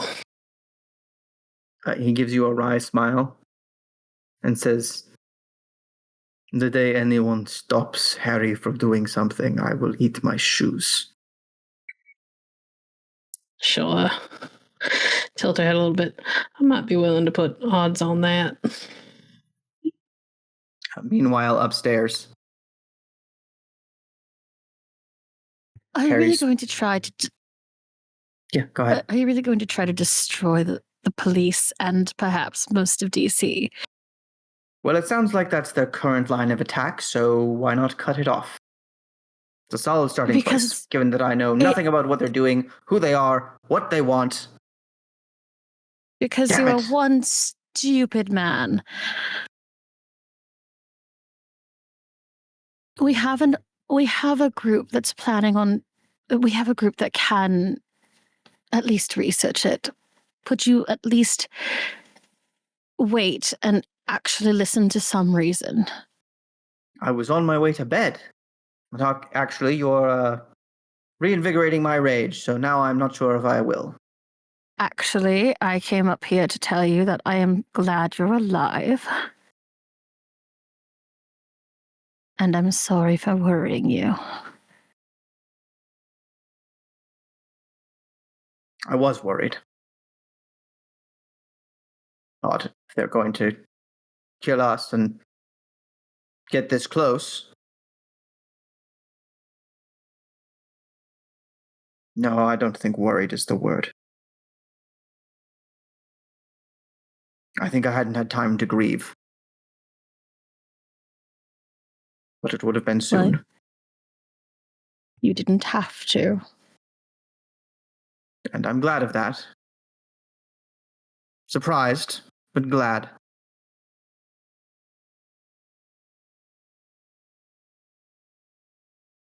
I would have missed our arguments.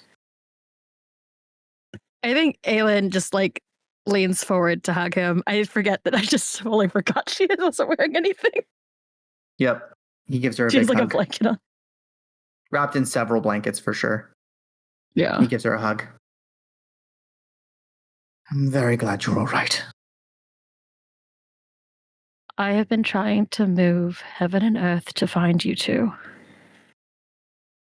With some forays into vampire hunting. Well, fortunately, we're only on Earth, so we can leave heaven where it is.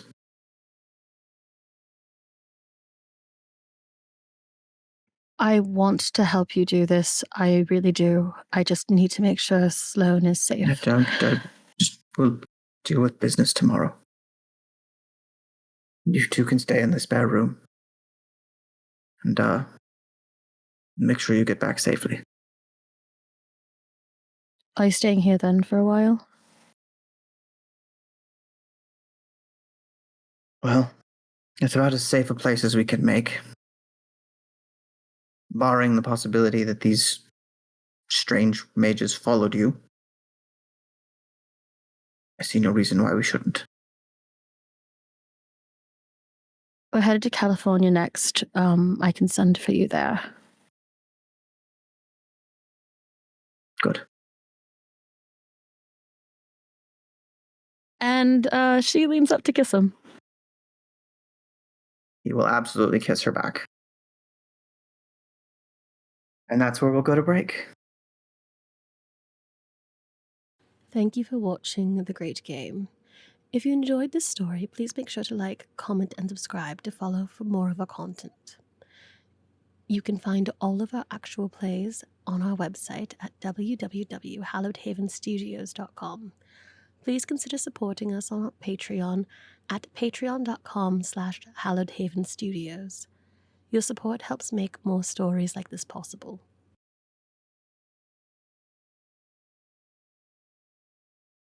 Yeah, I think we're just gonna do that. The evening is winding down. You guys are headed to bed. Sloan, Angela's gonna take you up to the spare room and try to talk Houdini out of whatever he's planning. Yep. Give me a wits and perception check. Awareness. I Everybody take a shot. I used a D&D term. Wits awareness. Yep.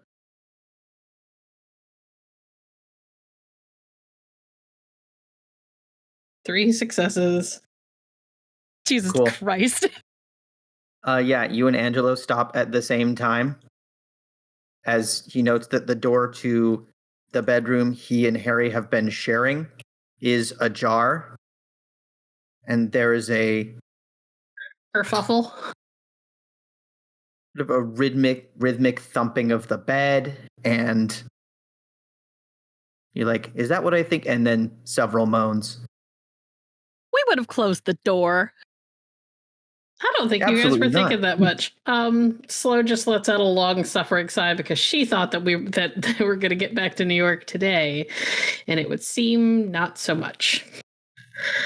Well, Angelo gives you a sort of shrug. Are you going to... To what? join them? No.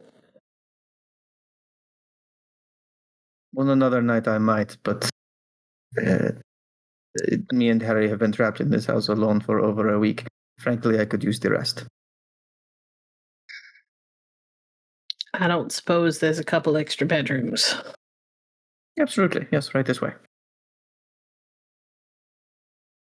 And he takes you into a well-appointed room with, like, a pair of beds. Right. As you prefer. Thank Is it all right if I will take the couch? you can have the spare bed. I don't care. Thank you, but we have met all of one time? Two, perhaps? I will take the couch. A pleasant evening, Miss Holliday. You too. And I will climb into one of the beds. All right.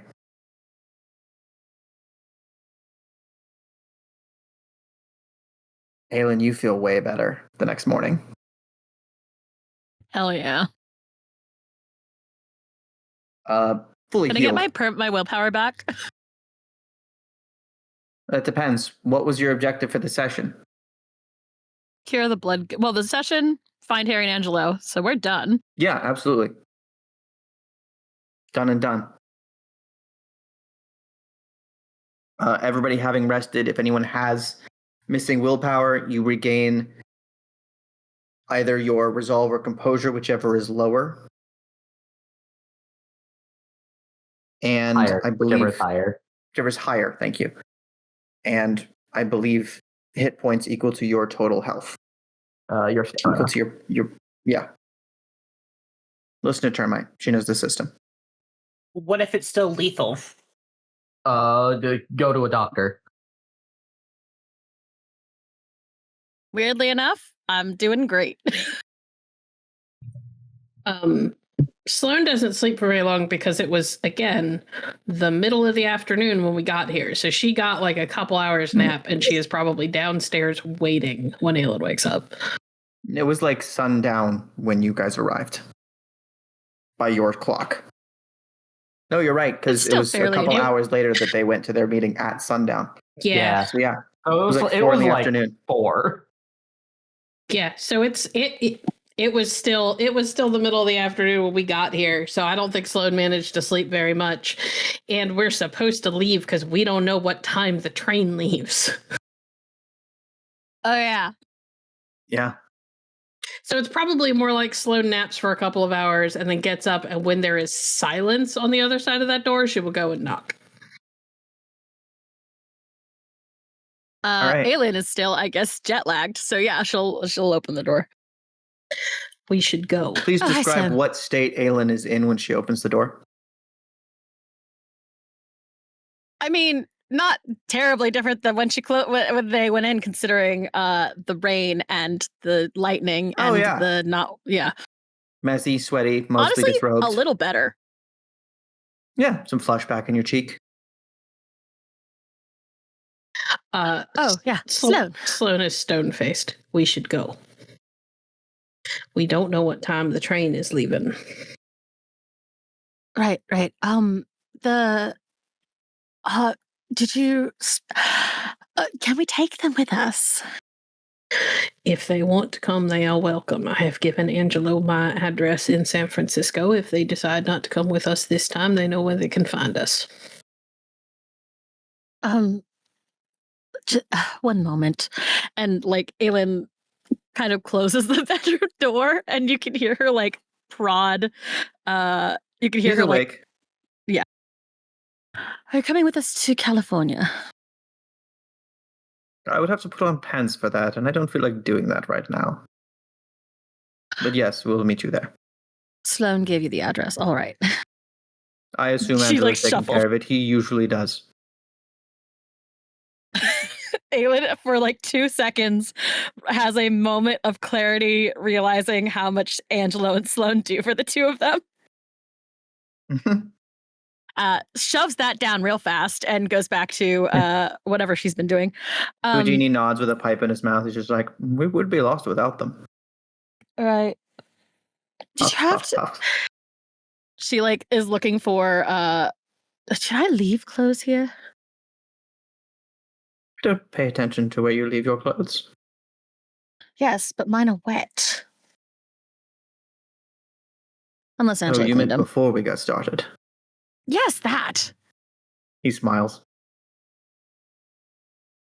Don't look so cheerful. If I can't find the right shirt, everyone's going to see all the hickeys. I did. Oh. Yes. What are you, 12? He snaps his fingers and you are fully dressed. Thank you. You're welcome. Aylin heads back to the door. Sloan is standing there in the wet clothes that are still slightly damp. Dressed like a girl, looking and feeling miserable. Can we please go now? Harry, darling, could you try that one more time? What? He is still naked. There's a blanket tastefully over his leg. Let's just go. Oh, certainly, yes. Sloan, your clothes are dry. She draws in a deep breath. Thank you, Harry. Certainly. All right, then. We'll meet you in California. 5 days, give or take. All right. Sure you don't want to Good come luck. with us? I rented out an entire car. We have space. I'm taking a train Yes. through Chicago, yes? I don't know which line they're taking. It might go through Chicago, but I have no idea. If it becomes imperative that I find you, I shall. She will shrug a little bit. It was not about what was imperative, Harry. I was just being polite, but let's go. He is an asshole. He's not Where's the only my one. boyfriend? She is walking out just to get them outside just in case something backfires with this teleportation. They don't ruin the house. I'm going to choose to ignore that. And I'm going to spend the 10 minutes prepping the teleportation back. Cool. Easy enough to do. The door, by the way, doesn't open. Oh, okay. Well, wherever we could go where we would cause the least amount of damage to the house. What? Either you let me use the wardrobe or you let me out of the house. There are no mundane folks here. Just do it. We're trying not to destroy the house if I fuck up. Don't fuck up! Yes, please do not fuck up. Would you like to roll the teleport? All right. Yeah. Yeah, let's teleport. I don't suppose I could do I'm like, anything what to was try my and help pool? her. Believe we You can tell me. teleport. Pitch me something. Well, she did earlier say that it was about believing that it could happen. Sloane's never been in doubt that magic is real. Could she focus her intent on where they want to go and the belief that they can get there?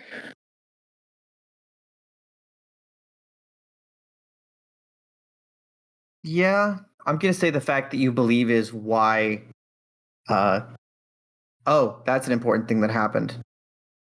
While you were here, Aylin, you got your hair brushed.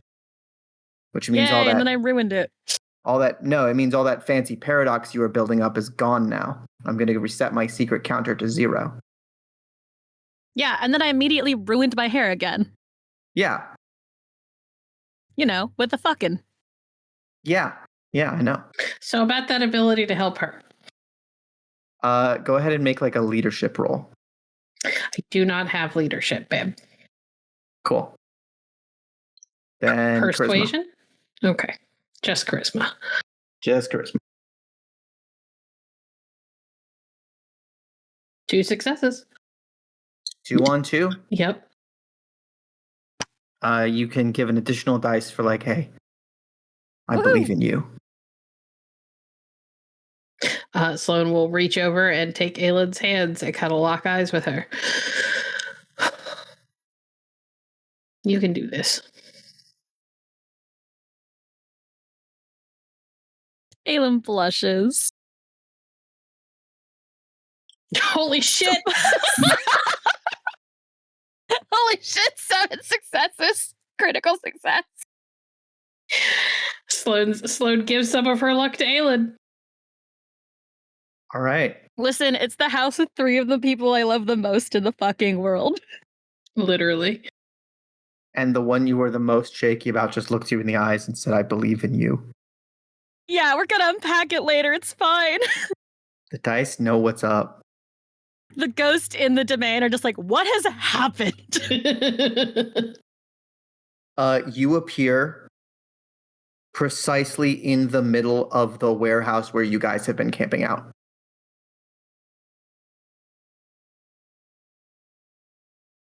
Like, See? Perfect. let's be clear. Most of the things you could have rolled would have been somewhere in New York, hopefully on land. But here you are. But Sloan's here. And Sloan's in one piece. Yeah. Echo and Raven, there's a pop.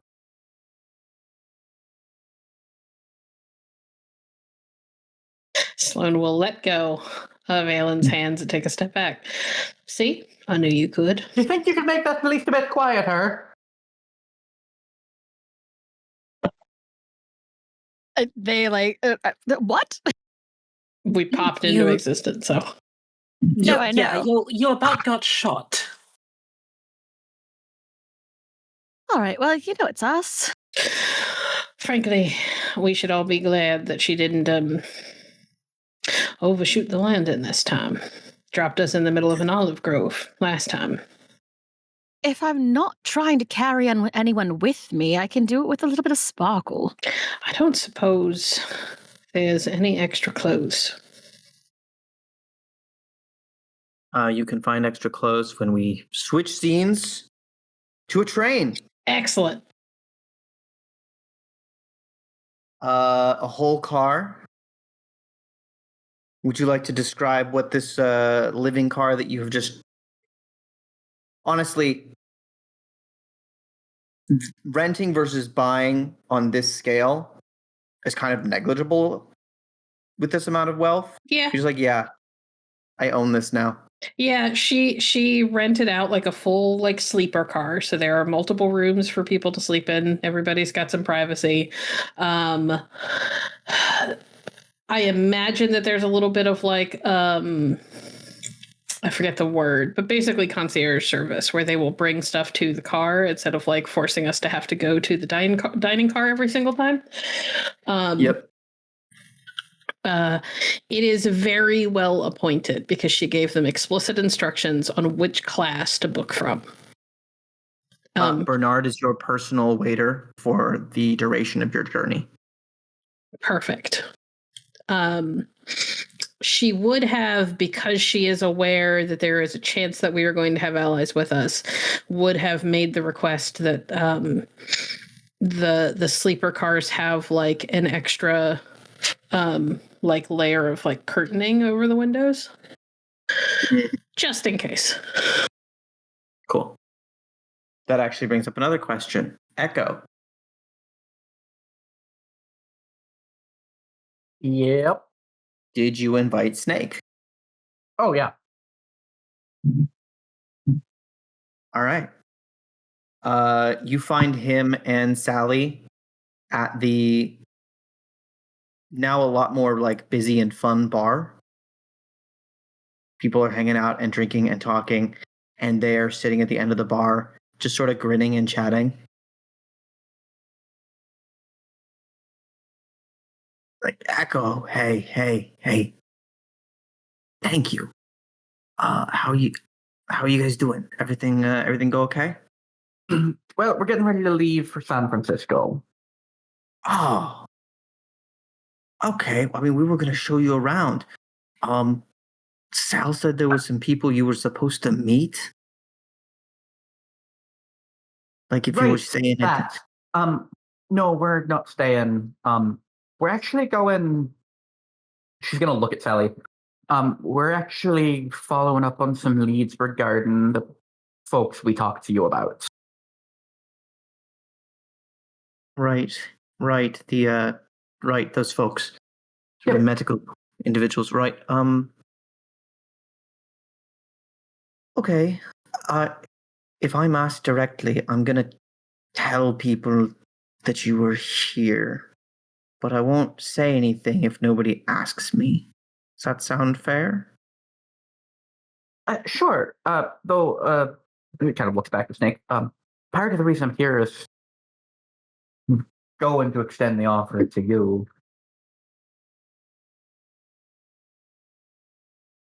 If you want to come. Come. To San Francisco, you dipshits. Oh. You want us to... Well, how do you get in there? Because leaving the city's pretty dangerous. For me. Ginger. Oh, we've got the train car that's being taken care of, so folks can... I'm sorry, how connected are you lot? That's not the sort of thing any young'un can get around. Sort of controlled. Am I going to get in trouble for talking to you? It shouldn't, no?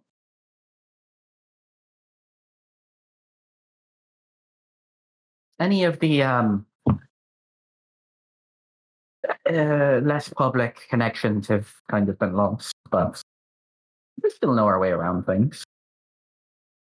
Right.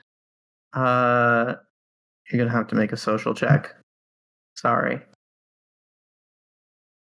Now that's kind of fair. I kind of figured that was going to happen. Yep.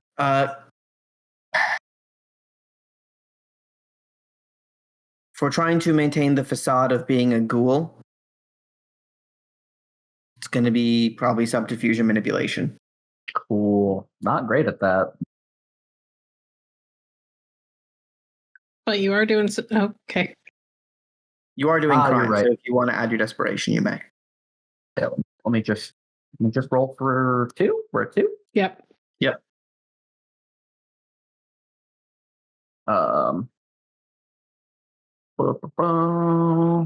3. Cool. She continues to believe that you were a ghoul. That's to try and good.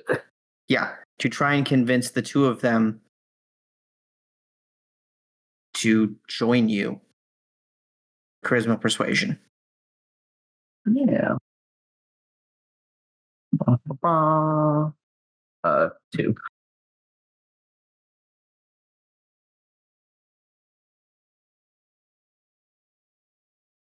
Hey, I'm. It's a good offer, and I appreciate the idea. I kind of know a lot of people here now,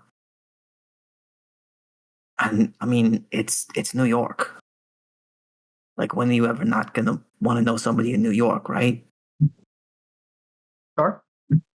I feel like I'm at the point where people just sort of tell me stuff. I'm a bartender, you know. Everybody tells their troubles to the bartender.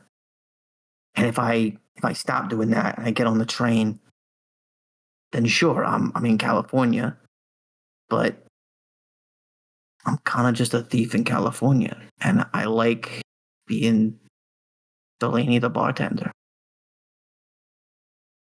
Do it yourself. Don't do anything I wouldn't do.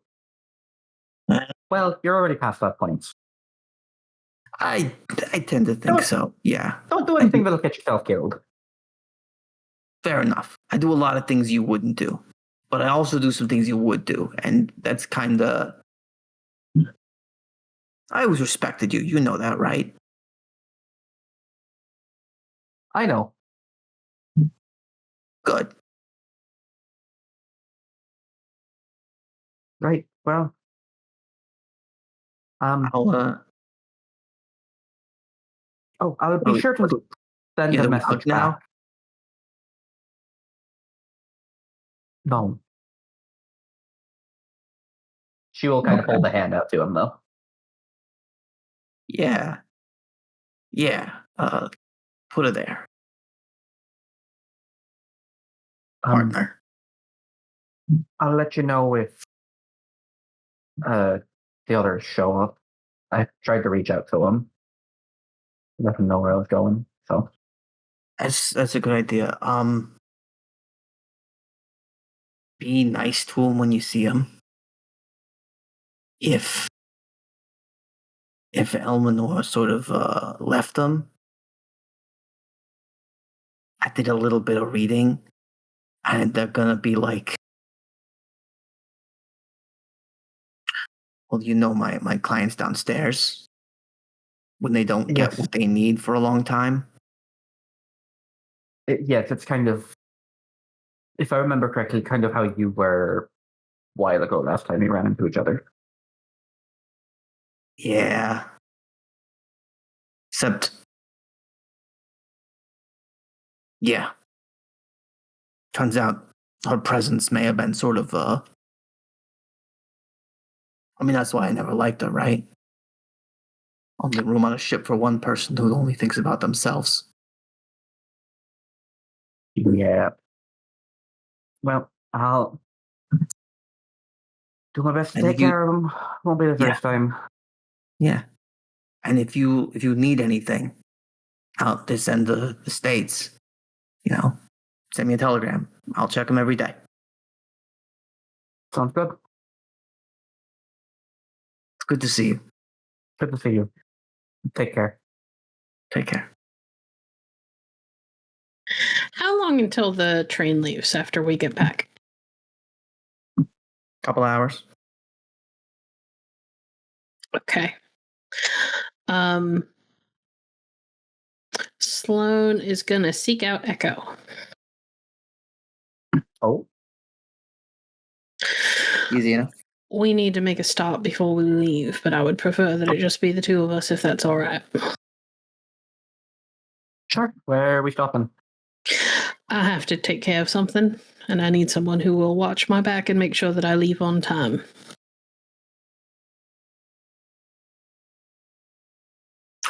Understood. Yeah. Over the table, Sloan needs to go to the opium den because we're about to get stuck on a train for 5 days.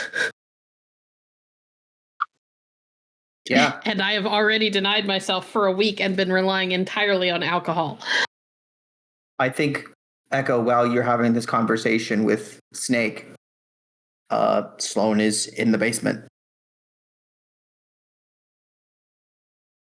And Sloan would have given very explicit instructions not to let her spend more than about 40 minutes or so, and then to come get her. She doesn't put up a fight when she is collected, but she knows that she's going to be blasted enough that she's not going to have a good grasp on time. Yeah. Yeah, there's a little bit of manual helping. The ladder is challenging. The light is very bright. People are simply too much to comprehend. Right. Just follow me. Don't go wandering off. Yep. She pulls out her flask and sips at it. Yeah. Mixed substances. Jesus Christ. She's an addict. I want to roll. You are not there. When she gets back, I want to roll. Yeah, you guys end up on the train. So it goes straight to the nicest car and goes in to curl up. Or You know the, who's the, ni- the terrible at nicest the lying? nicest sleeping box on the car, I should say. You know who's terrible at lying? Echo.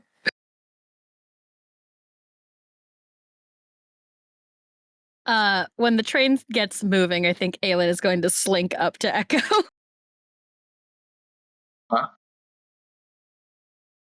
Yes. Where did you go just now before we left? I was talking to Snake. With Sloan?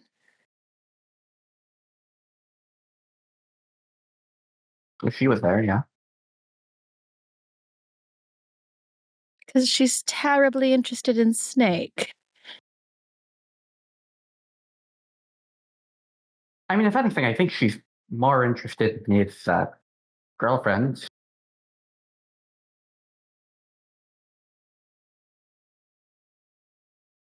All right, we'll roll for that.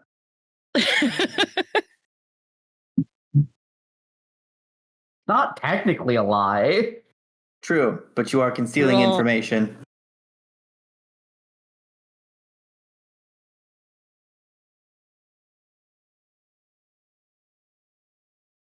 One from Echo.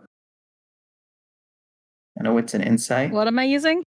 Wits and insight.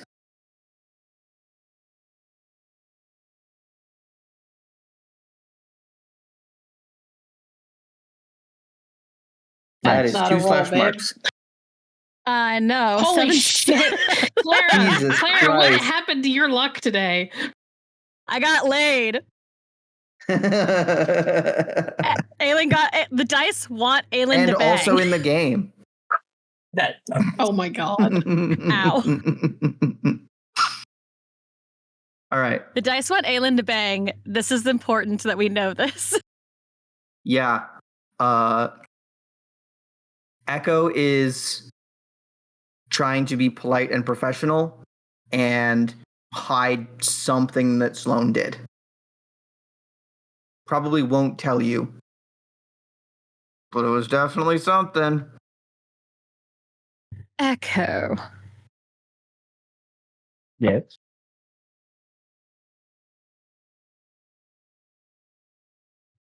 If you wanted time alone with Sloan, you could have just asked.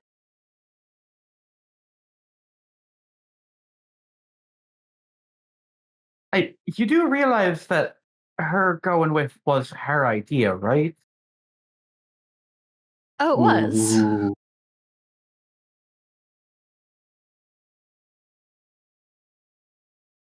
I'm surprised. I had thought that she was more encouraging you and Raven.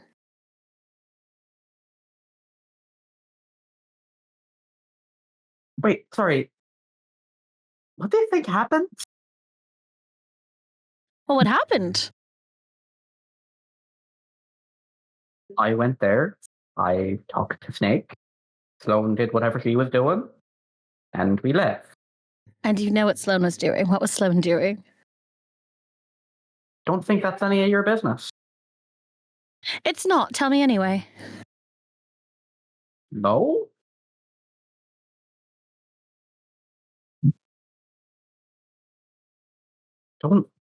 Don't plan to.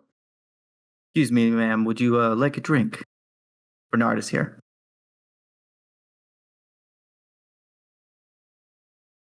Oblivious to what he's just invaded. Gin and tonic, please. Of course. I'll just take some water. Of course. Aylin is giving Echo the hardest look. If there is a weakness amongst the group, it is important that we know.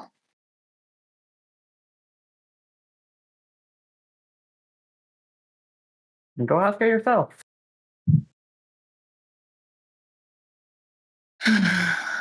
All right. And Aylin will traipse off down the car. All right. Which has a locked door. We've got 5 days. We do. Sloan, Yep. You're drifting. Mm-hmm. You are a happy being, flat on your back in a serene pool under the sun. And some of the things that you have seen and heard and dealt with over the past however long, it's not really important. It's just sort of drifting around you like leaves in the water. You're like, oh yeah, that. Oh yeah. Valkyries. And Underworld. And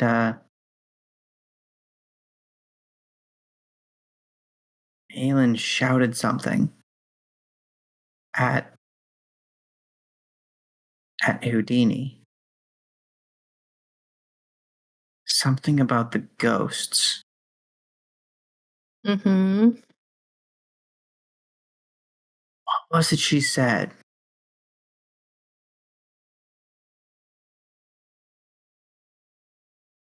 Did you catch all of what she said?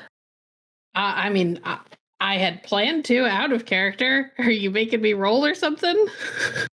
No. Yes, she caught it. Her plan was to unpack it on the train after she's a little less blasted out of her mind. But there could be a tapping at the door right now. Yeah, but I'm eeping.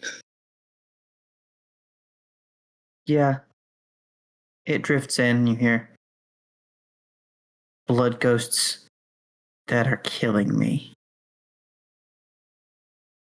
And then it sort of drifts out. And there was beautiful Italian women. And shooting that guy in the face. That was crazy. A long week. Sloan's got a lot to unpack. Been a crazy week. You deserve this. I do. You needed this break. I do. Yeah. Aylin, you find a locked door. I'm getting so close to using magic on this door. I'm checking to see if I'm Raven. larceny. Okay, do that. Raven. Yes. You and Lyra and Drew, what are you guys up to? Considering we're just on the train right now, probably just chillaxing in like the dining car. Or I don't know if we have a personal dining car. They bring us food and drink. Fair enough. So probably just chilling and discussing events leading up to this. Mm. Not drama filled at all. You guys are sitting like, yeah, the ship that I think Lyra at a certain point leans forward. So these other two.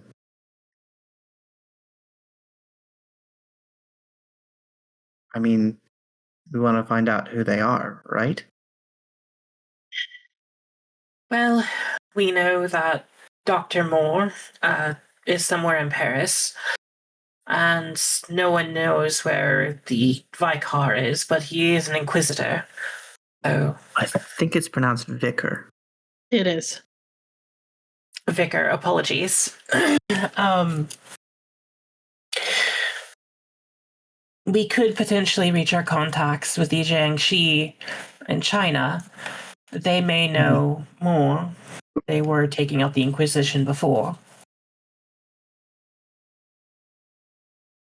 Wonder how they're doing without us. Hopefully well. It'll be easier to reach them from the West Coast. You can send a message. As for the doctor, I have no idea. Drusilla signs, I wouldn't mind seeing Paris.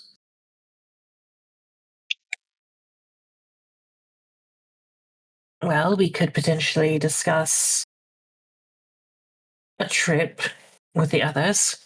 I see no reason why not once we complete our situation in California. She nods, signs, what about tomorrow night?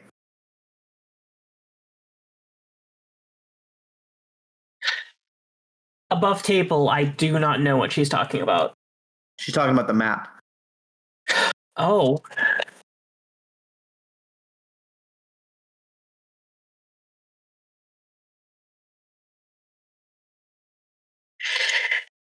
That's a good question. We could potentially ask. Nods. If we could get set up there in Paris, it would be, well,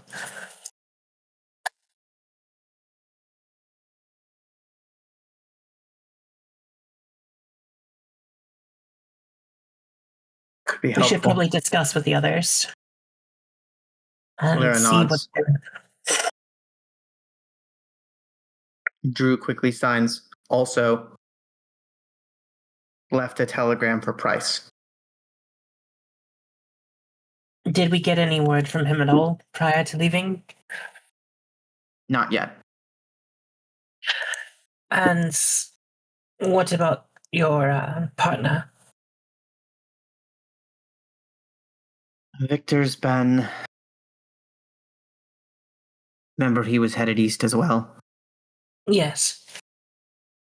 Well, last I heard, he was meeting with sort of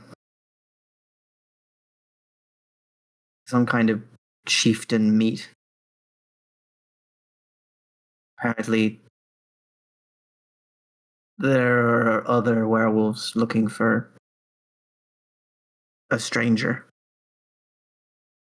A white wolf. Problem is, most of East Europe wants to know who they are, and nobody does. Another dead end then. Maybe. But they're bringing everyone together to start getting to the bottom of it. Maybe a couple of months. Haven't heard back since. He said it was happening. I don't know exactly. Don't know when. She still has a bit of the fur, so she's going to take it a little bit out of her pocket. Mm-hmm. And just hold it in her hand. Aylin has abilities now. Are there any magics that you're aware of that could track people? Lyra shrugs and Drew signs magic can do anything. I never thought about it until now, but another question that I should ask. Why wait? Good point. Let's go. And she'll get up, pocketing the fur. All right. You guys are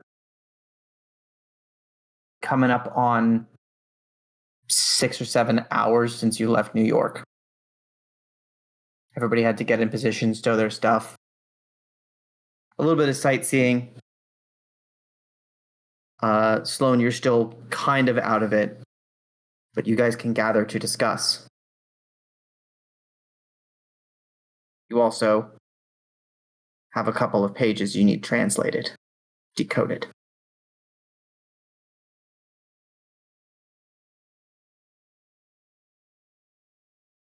It's a good thing I only got a little dosage. I didn't manage to go for a full visit like I normally would. So after 6 or 7 hours, Sloan is probably mostly okay. Yeah. She's functional again. You might get a little loopy now and again, but for the most part.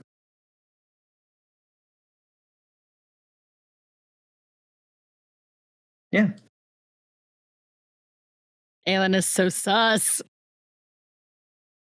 Has Aylin given up on trying to pick the lock on her bedroom door? Within 6 or rolled a 7 1. hours? Okay. Yes, you got a single success, which is a no. Then Sloan will come out of the car bent on food and a drink, and probably to sit down and start trying to pick apart the code in these files. Cool. So you guys convene in the seating car. Above table, did Raven see Sloan when she came back from the den? I'm going to have you roll wits and perception, and we're going to have Echo do the dex and stealth. I just want to double check because Raven spent time in opium dens as well. Yeah. You would recognize it if you saw it. We're going to see if Echo is able to get Sloan by you unnoticed. Maybe. And I 3 need wits and successes. awareness. Yes, please. 3 from Echo. 4. Yeah, so you caught that. Okay. Useful. If she caught it, doesn't mean Raven's she's not going to gonna tell say you. shit. Yeah. It just means that everybody but Aylin knows. That's what I wanted to confirm. Cool. Aylin knows something's hinky, but she's just like, fine, whatever. Yep. I'm thinking of a... Sloan, what would you like to roll to try and decode these messages? Does anyone have something that they think would apply? It's almost certainly going to be intelligence. See, I was going to suggest wits and academics because it's decoding.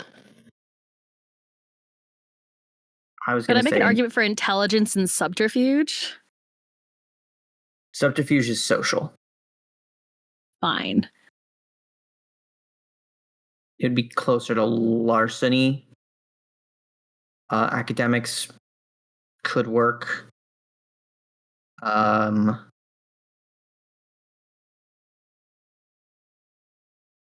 Yeah, or just who has a lot of intelligence. Most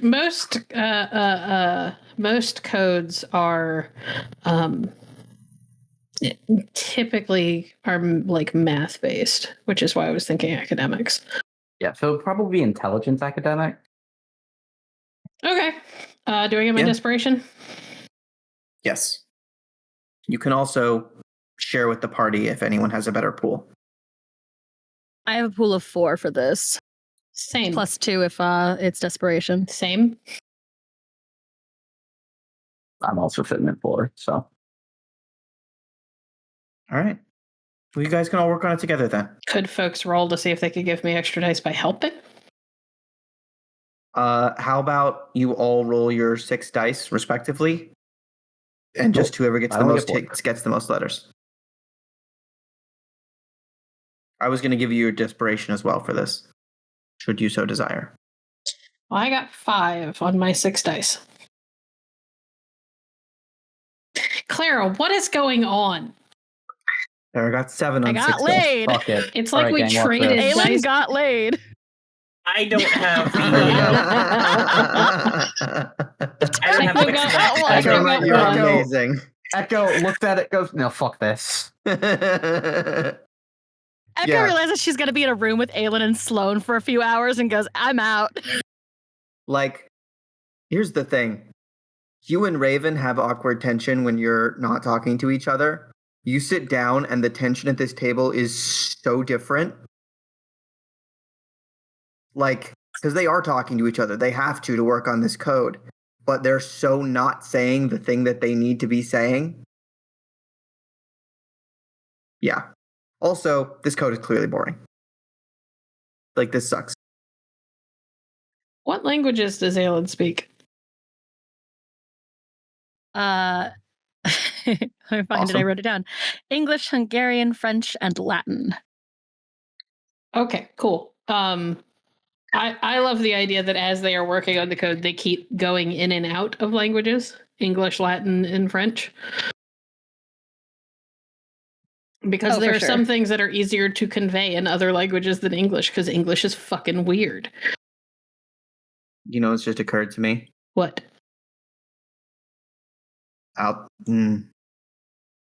We'll see who else gets some this episode, but this episode is called Best Laid Plans. God damn it. That wasn't how We've got another hour. That isn't the reason I suggested that name. That's the funny part. Yep. I just suggested it because I assumed you were going to fuck us over. Not yet. But all right, I mean, they work letters together really well. A 5 and a 7 is not bad. Yeah. The letters follow thusly. First one is written by Eucyer, spelled Eucyer. Okay. Benjamin, welcome to our circle of destiny. The filth within us all embraces you as a true son of the future. Our essence pervades the very fabric of the world, and soon will rise like the tides upon Atlantis. Amherst writes, welcome to the club. Our current efforts are expanding our base. The East Coast's medical experts have become a contentious community. Enforce our position as best you can and prepare briefs and suggestions for propagation across the West. Eucyer writes, the gift of plague must spread, but haste breeds a response. The shadow lengthens with the setting sun. To cast with one's own form is to warn the sheep of the wolf's approach. Let not the vaccine of vigilance and vilification rise against us, only that we fester in the inevitable decay of inexorable time. Amherst writes, Benny, I agree that our image presents a problem in Elysium, but our focus is the kine. Once we control all the clean kine, they'll eat their words and thank us for the privilege. Stay on task. Amherst writes, he's been dealt with, but the damage is done. If New York is too dangerous for us, get out. Do you speak Chinese? Eucyer writes, your faith in our way wavers. Journey to the festering boil and bathe in the ichor and pus, that you might be born anew and carry our rancid gift to the huddled masses. Amherst writes, I don't think it's a literal pus bath, but be ready for anything and do what he says. The scientist has been working on something big, and if you can't pass Eucyer's test, you'll be begging for the true death by the time they're done with you.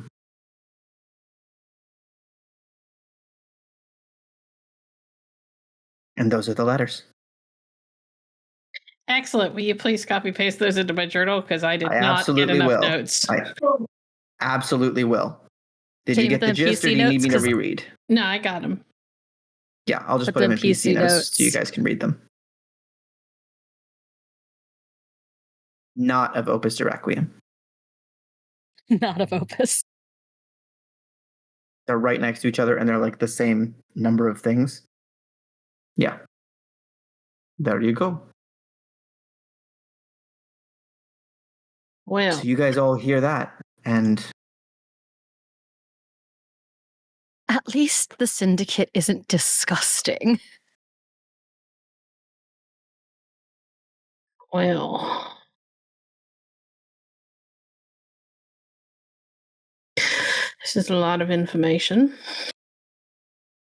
While we're here, you said something. You've made vague references a number of times now. And I think it is time we finally have that conversation. You can stop trying to run from it. Right. Harry and I have been together. Oh, darling, I'm not stupid. I knew that before we got to Italy. And that's not what I was talking about. Then I have no idea what you're talking about. Something about your blood ghost trying to kill you. Oh, that's just a turn of phrase. She kind of Deception insight. Deception insight. Yeah, you got it. You have to roll that, actually. I'm making you roll that. Deception and insight. And Raven and Echo. Raven, Echo, you might not be at the table doing the decoding anymore, but you guys are all coming into the room because some of you want to discuss using the scroll to go to Paris. Yes, we do. I get my desperation for this, manipulation. right? Because it is about learning something. Yes. And you may Manipulation, also persuasion. manipulation, persuasion, and you two may also roll insight, Echo, and Raven, should you so desire. I'm going to reroll failures. And what's the insight? 6 successes. 7 Believe insight is the name of a successes. skill. God damn it! Every time. Also, just wits and Should've- insight. Wits and insight, yeah.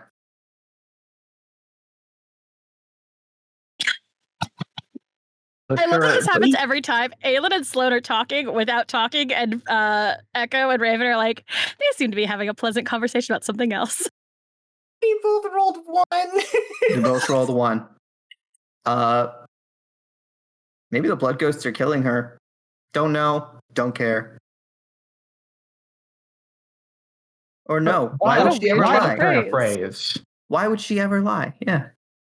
That thought never crosses my mind. She's done it before. Aylin would never lie to us. We're her good friends. Continue. Well, I rolled a 7, so I know she's lying. Yeah. Yeah, you do. I just sort of arch a brow. Darling, you've never been able to lie to me. Do you ever get tired of being so smug? No, not particularly. You make it so easy. Yo! What did Echo say? She said, do you?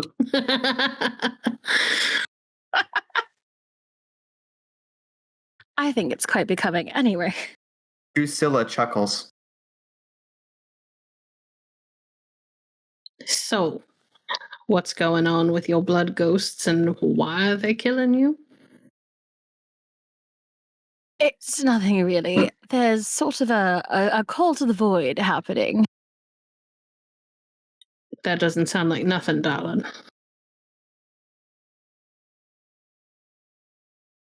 Well, it just it's really nothing. It's not as if you have any ways to fix it. So it's best you just leave it to me and Terry.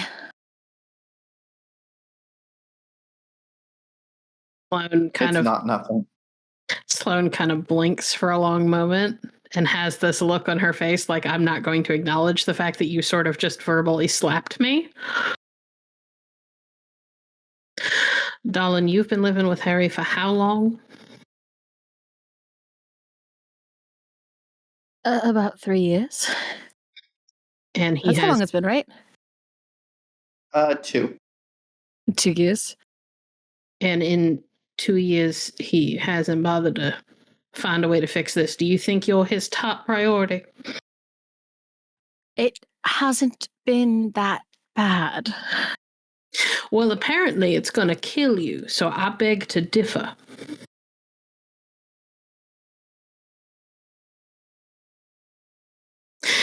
And of all the people you have met in the world, the fact that you would say to me that there's nothing I can do about a situation tells me that you don't know me half as well as you think you do. Or I thought you did. First of all, Sloan, that's not true. It's more complicated than that, and it's mage stuff.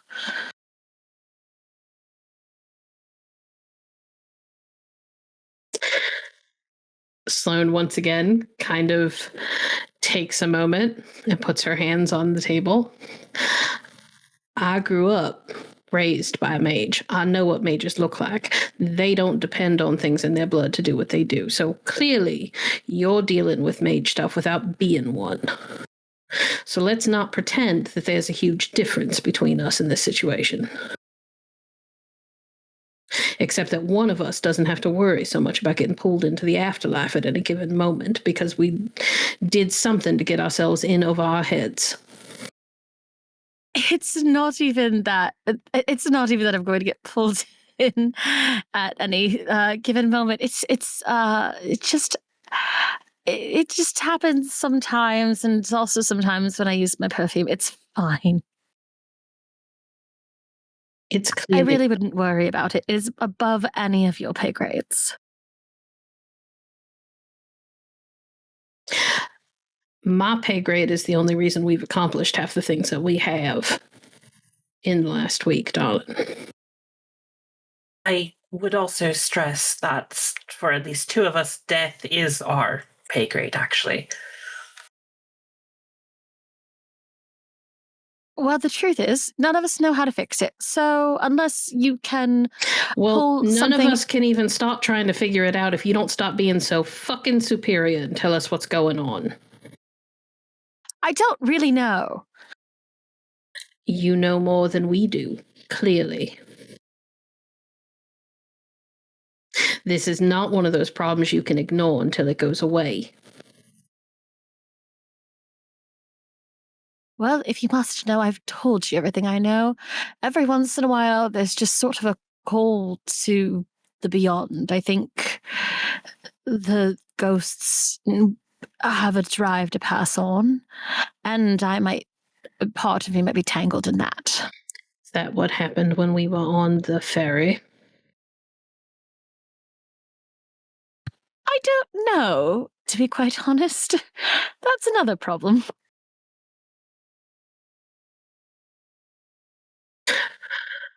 You think it's another problem. You don't know for sure.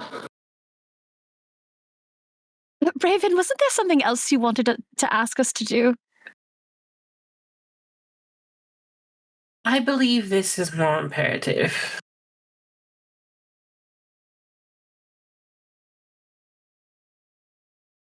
Sloan just kind of watches and waits. We can discuss Paris later. What's in Paris? No, we're going to discuss your blood ghosts.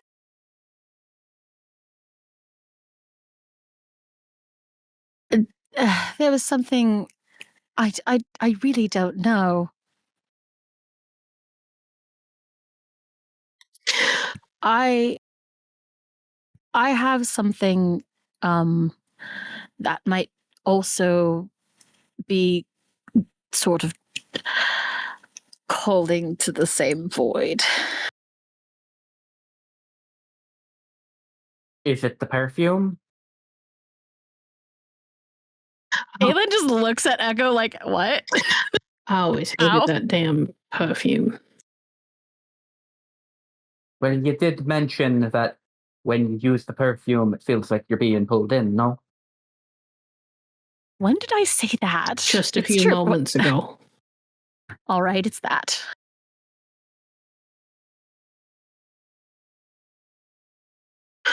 Well, It's incredibly helpful. not if it's going to kill you. That's only been very recently, and it seems to be only when I'm over bodies of water. Well, there's another bit that you failed to mention before now. It's new. Not so new that you didn't notice, though. And not new enough that you haven't been able to establish a pattern.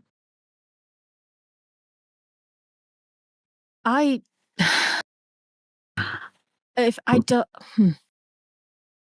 The perfume has been exceedingly helpful, but I do not... I would rather not investigate too much further into it. I'm sure I could just get rid of it. That sounds like a terrible idea until you know what it is. I also don't think it'll work, frankly. Just don't. And I also don't believe you. You could just not use it. I could. Would one of us carrying it take away some of the temptation? I actually don't know that anyone else can carry it. Well, you've never tried, so... Aylin will pull the perfume out of her pocket and put it on the table. Just for the record, it's currently because Drew and Lyra are both looking at you pretty intensely. It's kind of 5-on-1 in this room. Yeah, I'm feeling very attacked right now. Yeah, well, Alright. you'll get over it. Good. Sloan It's not the will first time. Sloan will reach Jesus. over and pluck up the perfume. That's a dark bottle, glass, sort of a black glass, wide at the bottom, tapers to a point, 8-sided, slightly indented. Nozzle and a thing you squeeze to spray it. Mm-hmm. Touch of lace. Can I do like an investigation check to see if there's anything unusual about it, or if Sure. it's just a weird, pretty bottle? Sure. Yeah, wits and investigation.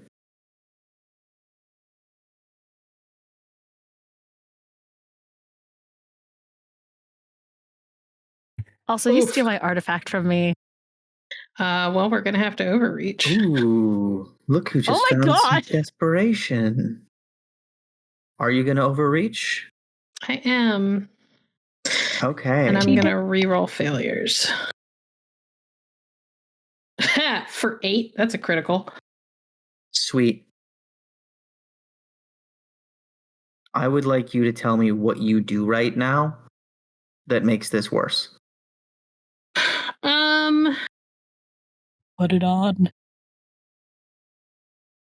I think Sloan is turning the bottle over in her hands, and she's trying to be very, very careful with it. But it is like an older bottle that probably sees an awful lot of use.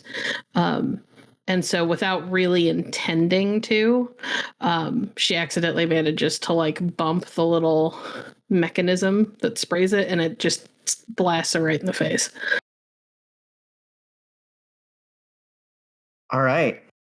I don't know what it does, so it's hard to tell you what would make it worse, so I'm just going to go with that. You get a spritz in the face. First of all, your eyes sting. That's not super unexpected. You blink, and for a second, you are looking at Aylin, who is dead. And like decaying in front of you. You smell ash and hear a howling wind. Does this remind me of when I died? And the place Yeah. that I went? Oh no. Yeah.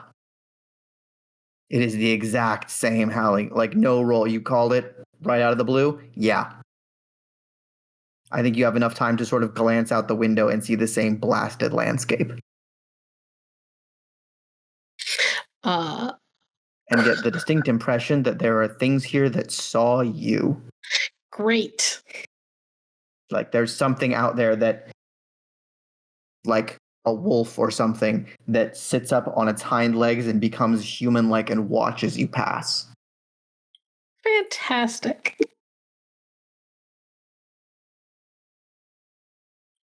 Well, out of character now, I'm not sure if I saw the underworld or I saw the Umbra, but neither would be great for me. Okay, cool. Do I get to blink and I'm back where everybody else is? Yep, you're back. You did see Aylin like a rotting corpse for a second, so that's traumatized. Yeah, great. I did roll 8 successes. Yes. On 8 successes, wow, is this magical? Wow, is this not normal perfume? Clearly connected to another plane of existence.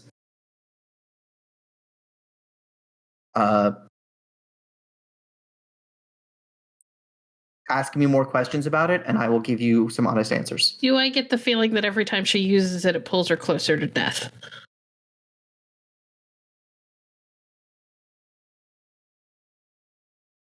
Maybe. Maybe it's an incremental thing, or maybe it's more establishing a constant bond. So It's certainly not the reason that this is happening to her, but it might be she has a certain number of tethers pulling her down already, and this is another one. Gotcha.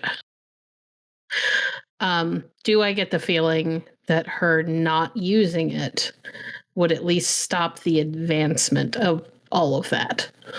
No. I mean the part that the perfume specifically is causing. The perfume is accelerating something that is happening and will continue to happen. Right, but it'll slow. Okay, so would it slow it down? I guess is a better question. Yes. Okay. Well, you should never use this again.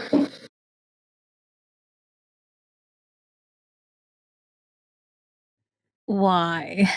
Beyond the... Because it is speeding up your you're being dragged into death. It is not a part of the blood ghost issue, but it is certainly not helping. I don't even know why it would do that.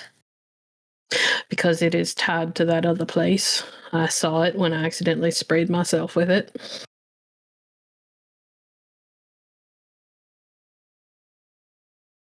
Interesting. Also saw you as a rotten corpse, and I'd like to never see that again, so. Hey, where did you get this perfume? Sloan, there's a hand on your face. A hand? Yes. You feel you are gripped by the side of the jaw, and you hear a masculine voice say, "Who are you? I didn't give this to you." I'm guessing nobody else sees or hears this. Nope. Sloane's hand comes up to try and see if she can touch the hand. Your face is a little damp, but there's nothing materially there, despite the fact that you can clearly feel it pinching at the sides of your jaw.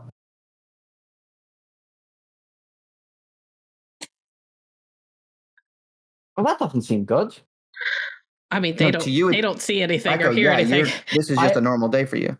Yeah, but I assume we see Sloan look like she's reaching for something. Just touched her face. Yeah, maybe. Sloan? You can get wits and insight from the three of you to see if you can detect this alarm when the focus has very much been on Aylin so far. Can I use my desperation? Yeah. Wits and awareness, And I get a bonus because I think I know who this is? Wits and awareness or wits and insight, and yes, you can take an extra dice.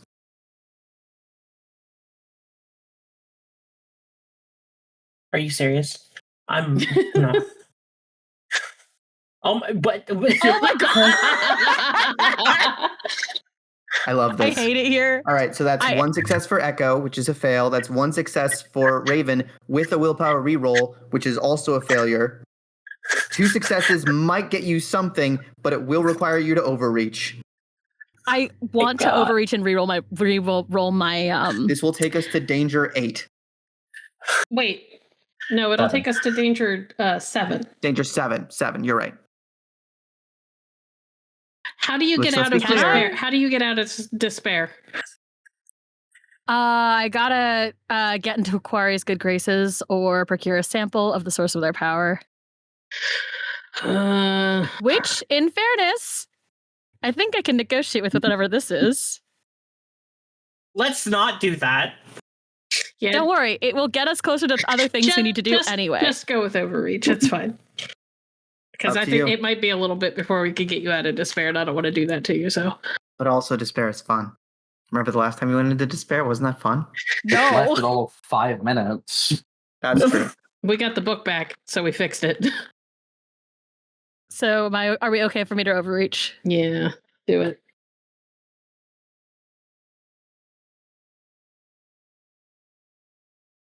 God damn it! 3 successes. 3 successes. Yeah. You're looking at Sloan because you were talking to Sloan, so you see a look of fear and confusion. And she's like touching her, like she's trying to Yeah, something's weird here. To be fair, I think it's less fear and more like alarm and confusion. Yeah. Can I use sense the unnatural right now? Yep. God, so bad. I'm not using my desperation. I don't want to fuck us over more.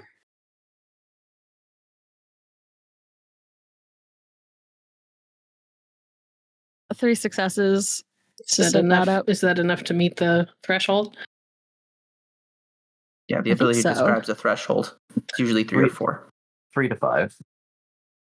Up in GM. So 3 is basic. 5 would be precise and better. But I think it's more like, what do you think the difficulty level would be to sense this? ooh, I know who it is, kind of. yeah, You if got it was an extra anyone else, die. I would say 4 or 5. Okay. I didn't know he was dead. Yeah.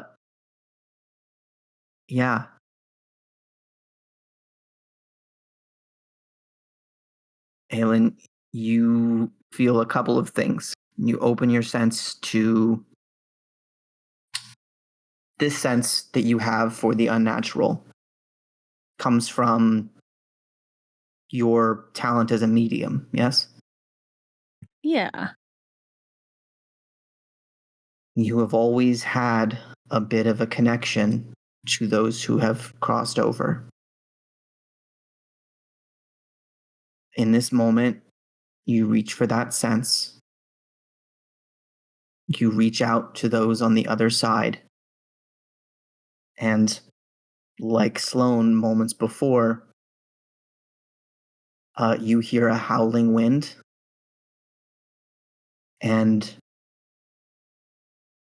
you see a man standing in front of you, his hand clamped onto Sloane's face, sort of leaning down, almost impossibly tall. He fills the train car. And as you see him, he turns over his shoulder to see you. His face is shrouded in darkness, just like it always was when you met him after a show,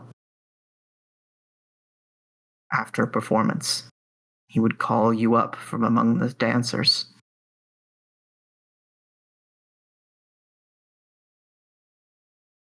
Hello, little one.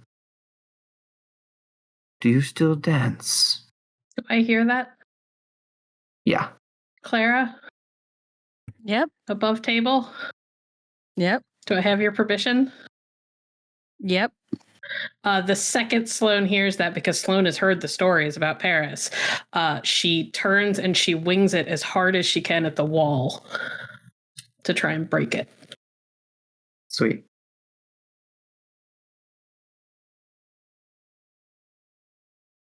Does that do anything? Make a roll. What am I rolling? Oh. You're gonna roll probably either strength or dex, so I'm presuming dex. Dex. And athletics. Fuck. You're attempting to destroy a magical item with brute force.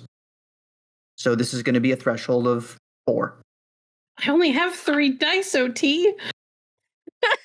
Can I help? You are in a bad situation. The difficulties are high. How would you try to help? I don't know.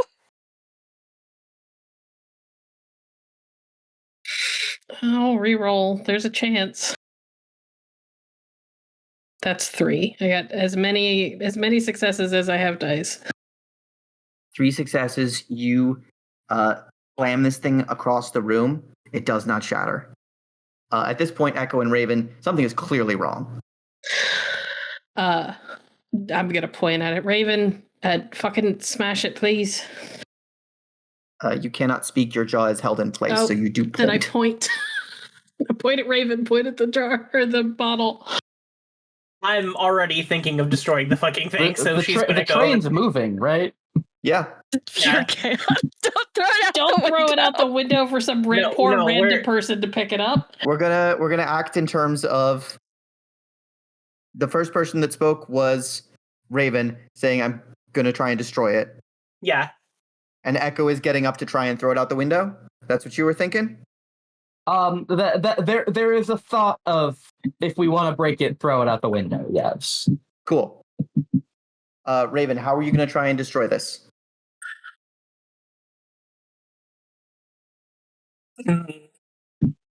So I had a thought, especially now that I know that this is somehow tied to death, Yeah. to call on the Valkyrie powers to destroy it and send it back. Okay. If you want to summon up that element of your heritage, first of all, just spend a point of willpower. Yeah. And then what specifically are you trying to do? Send it back to where it came. Or completely destroy it if possible. Failing to destroy it, if I feel like I couldn't destroy it, send it to somewhere else. Okay, I'm either going to have you roll to figure out which one of those two things is a better idea, or roll to do one of them. I would want to see which is the better idea first. Okay. Wits and awareness. That I can do. 5. 5 successes. Physically destroying this thing will release its contents in this plane. Yeah, sending it to where it came from. Cool. Echo. I imagine she's just running over to grab it by this point. Done. You have it. Open window? She'd be trying to get a window open, yeah. Cool. Give me Dex and Athletics. Don't throw it out the window. Don't throw it out! Don't throw it out! Okay, you hear Raven saying, don't throw it out. Yeah, it was thrown across the train car. I figured there would be time for people to react. You hear Raven say, don't throw it out. Yeah, do you have a better plan? I'm going to attempt to send it back to where it came from. No. Raven, there's a man in the car with you. Can And who the everybody fuck- see him? At this point, only Echo can't. Okay. Poor Echo. Wait, what about Drew and Lyra? They're confused. Lyra has pulled out a pistol, and Drew is, hiding behind a chair. Fair enough.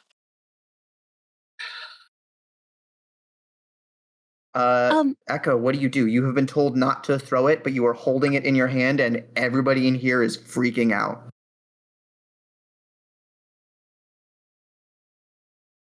No more communication, just make a call.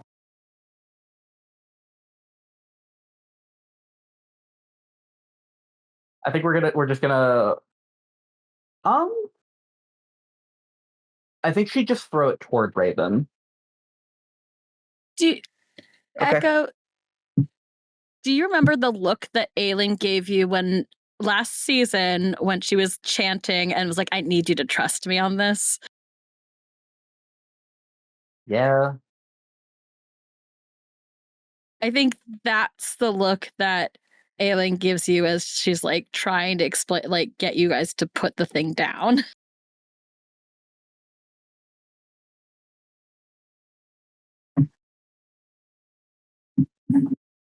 All right, so you've got Aylin saying put it down. You can toss it to Raven, who intends to banish it. Echo sets it down on the table.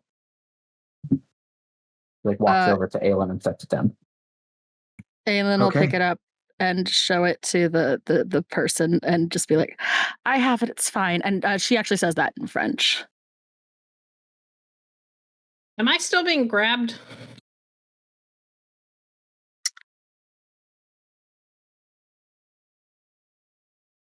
I'm thinking.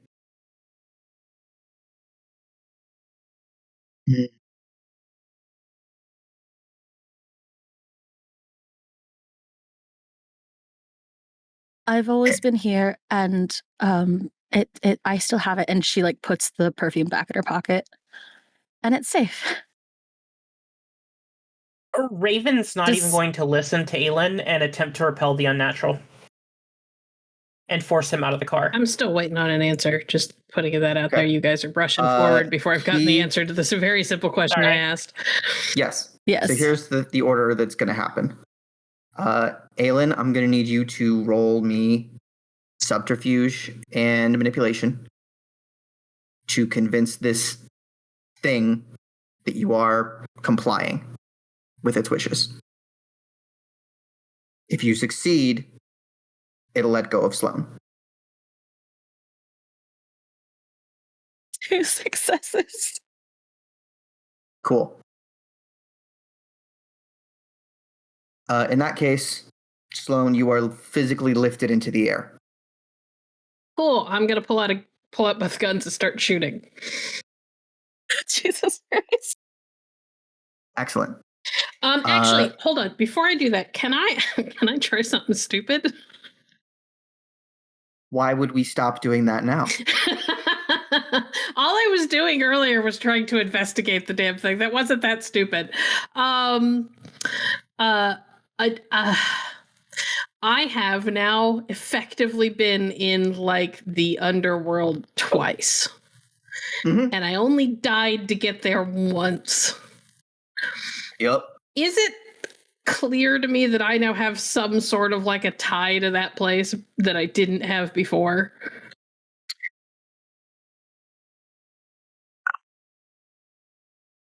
Intelligence plus occult. Fuck, okay. To see how much Sloan understands about the concept of parallel dimensions. Do I get my desperation? Yeah. Is it safe to say our desperation has gone up? Yeah, desperation is definitely at 3. With let me say again, if this guy was full height, he'd be a cool 9 feet.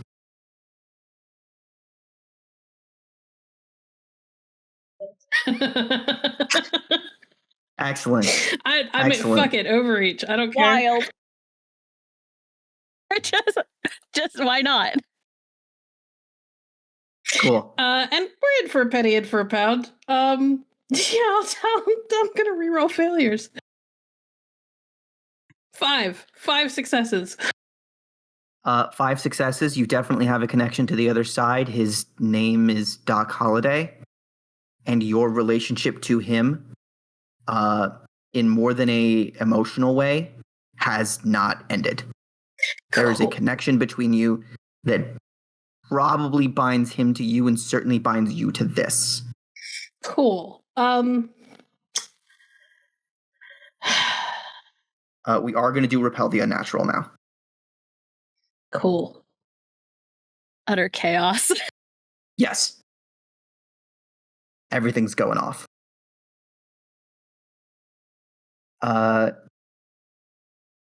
Yeah. Raven, what do you do as you attempt to dismiss this being?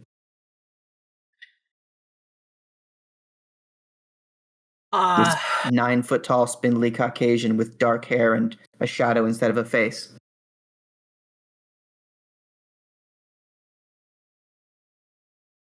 I'm going to look at Lyra and kind of like give a glance like we have to work together and summon everything from the other world to force him out using Repel the Unnatural. Back where he came from. Back where he came from. Banish him from this realm. She drops the revolver and gets up like she's going to physically grab him. Like this. Yeah, that works. Cool. And this immediately costs you another point of willpower as you stay in this between world state. And you are going to grapple this guy and attempt to banish him. Yes. I don't know what to roll. As a reminder, I'm still grappled by this guy. Mm-hmm. Great. The roll for repel the unnatural. That one particularly, I do know that is resolve and science or occult. Then resolve and, I'm presuming, occult. Science, actually. Oh, excellent. Resolve and science. 6. Yo! There's a critical 6 hits on 5 dice. Oh, man. So you lunge and grab this guy and force him back. At this point, Echo, you do see not the guy, but you see the shape. And you also clearly saw Sloan be lifted bodily into the air by her face. And you can now kind of see the arm that's doing it. The other hand is reaching out to grab Aylin. Aylin, you feel this hand doesn't grab you, but it's caressing your face.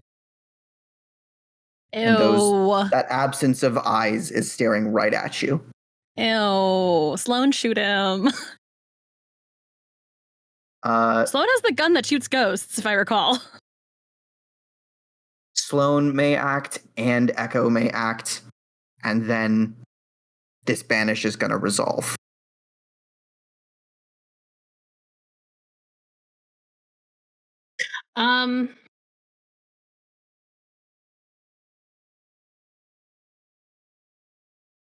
I don't know. I'm in the air, so I now can't shoot him because he's being grappled by 2 people who are allies, and if I miss, I'm going to hit one of them. So You have the Doc Holliday gun. Please shoot him. What happens if I shoot Raven with the Doc Holliday gun, babe? It's not going to be good. Yeah. Not shooting him might also be bad. Up to you. If you want to let Echo act first, that's also fair. I will let Echo act first. I mean, I don't know what I can do. I can vaguely make out a person-shaped thing. Yep. But there's a hostile phantom form being done battle with here in this train car.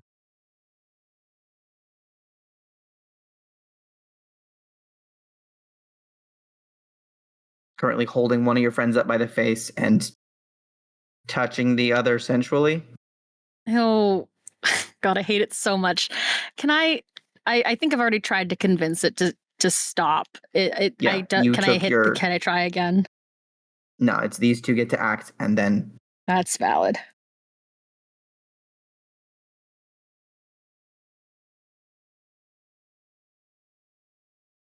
Yeah. Echo, yeah, I mean, anything? I got nothing.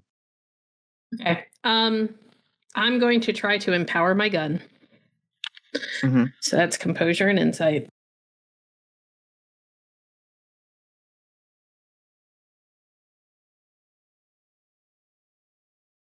That works. Cool. Mm-hmm.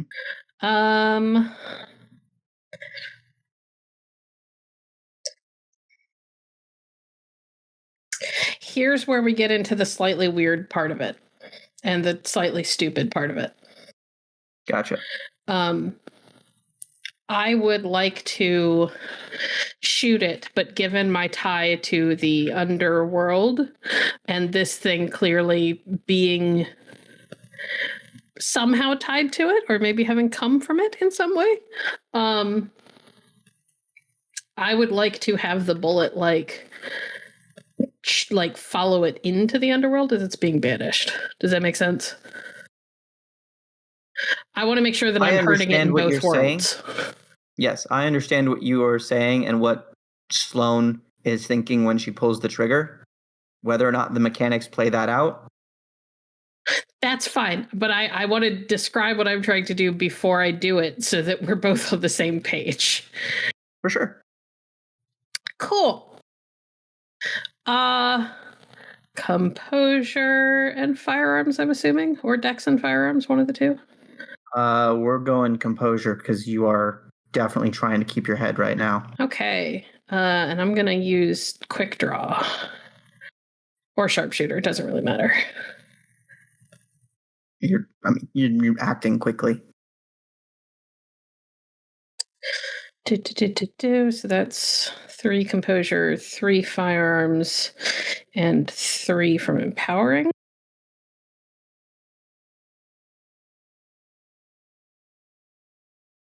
With a quick draw specialty.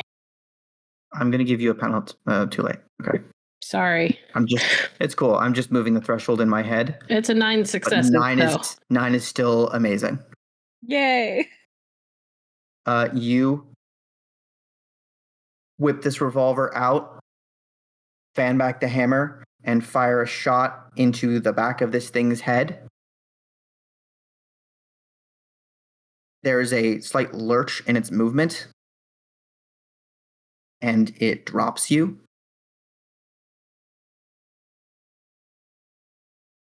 Doesn't even turn. It's still looking at Aylin as a light begins to emit from both of the sisters in the car.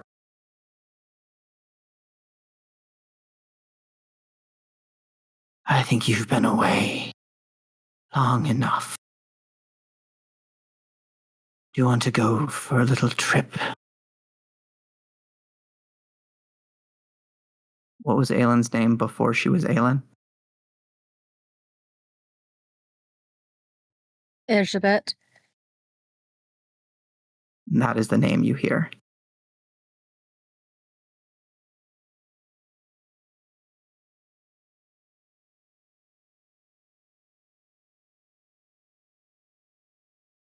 I'm actually fine, thank you. Is Sloan rolling damage for shooting? Not at the moment. Also, you don't roll damage and Yeah, you deal damage. Sorry, I meant, yeah, that's... I have calculated. It pulls the hand back to slap you across the face. And then there is a hiss and we have 5 senses. You could all feel as though there were a 6th, a tearing. And then this thing is gone. Raven and Lyra collapse on the floor. Whatever you were just holding, it's not there anymore.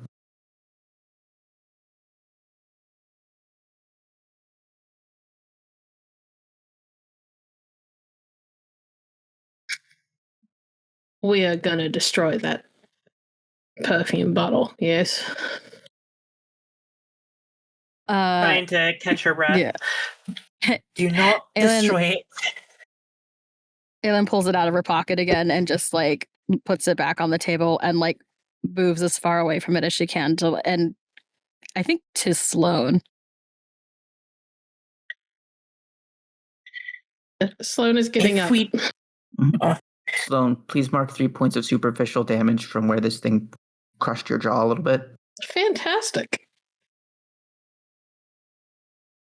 Sloan has bruises forming on her jaw and neck. Mm-hmm. Well, then we match. No, we don't. Entirely different way of how to have got those, but if we destroy it, we unleash whatever it is into this realm. So we destroy it over has to there. be sent back. That works too. Either way, it cannot be destroyed here. And Aylin should never touch that thing again. I don't intend on it.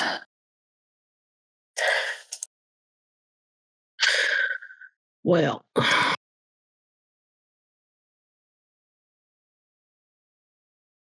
I have learned things today.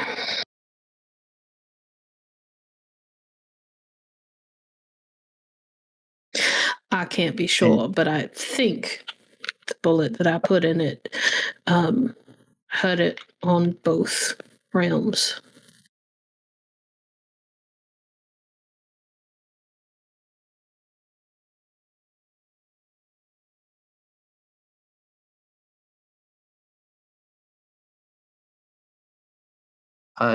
Drusilla taps you on the shoulder, Raven. And just quickly signs, maybe we talk Paris later. Agreed.